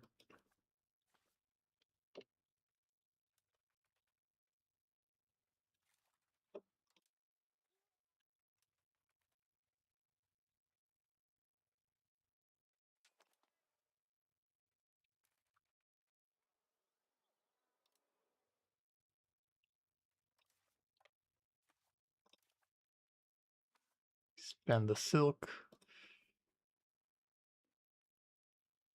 We can put this in. Silk monopoly. What else could we put in?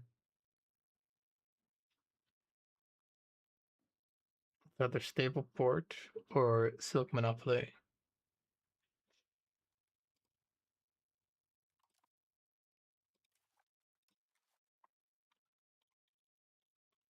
Which, of course we're going to put in the silk monopoly in that case.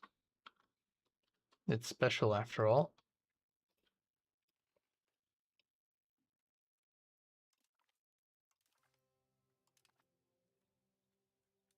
If they can't make money with a 50% output bonus, then I don't know when they'll be able to make money.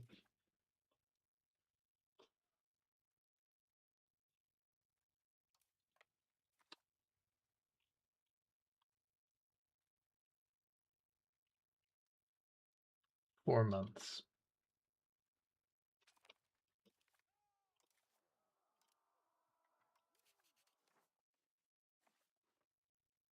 So we kind of want to stall the war out for 4 months. Oh,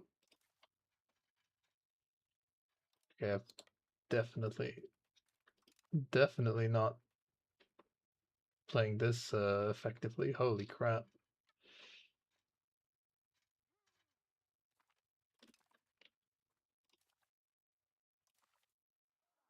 They inflicted quite a bit of casualties on me. That's what you get when you're tired.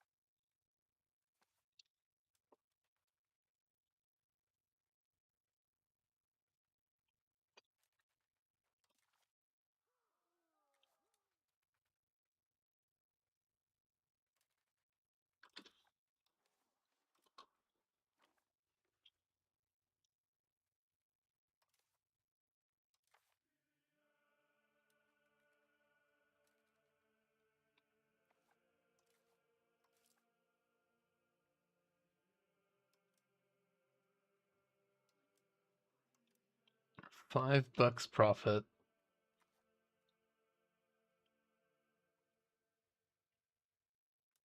3 months.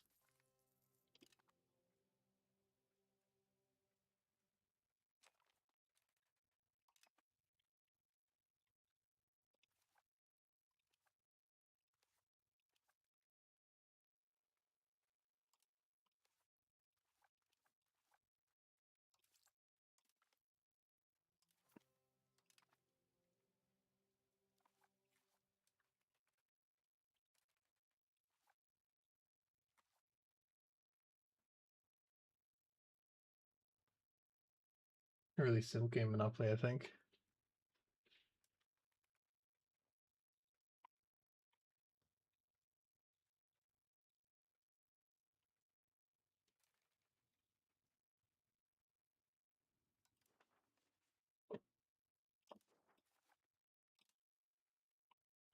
I guess people still fleet devastation, so they fleet devastation right into Constantinople, right where I want them.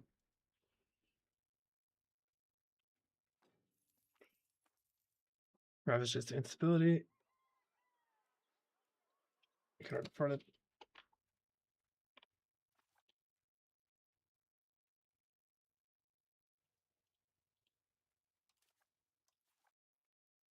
Okay, we can make peace now.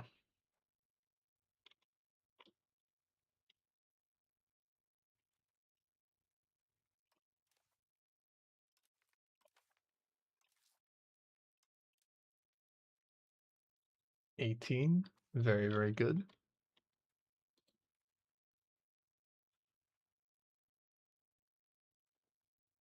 Gotta be careful.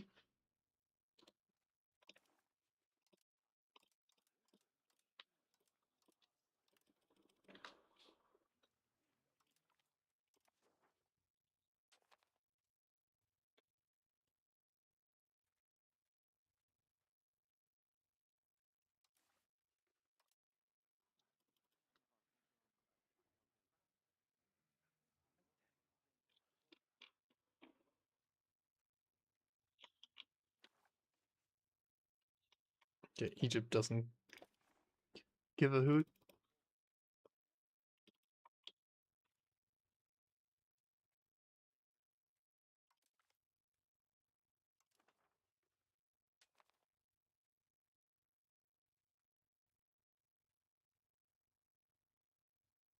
We will have a coalition, but it's basically all the lads that we want to be in a coalition, which is basically the Beyliks.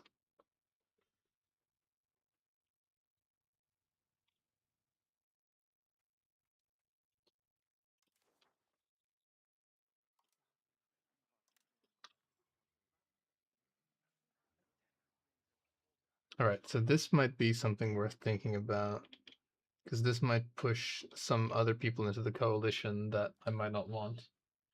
But anyway, I've been playing for a while. This was going to be always going to be like about maximum 4 hours of gameplay. Thank you all for watching. Thank you all for chatting. If you like the video, please like. If you dislike, please dislike. Yeah, thanks for watching, guys. And we'll continue this next time. Have a good night. See ya.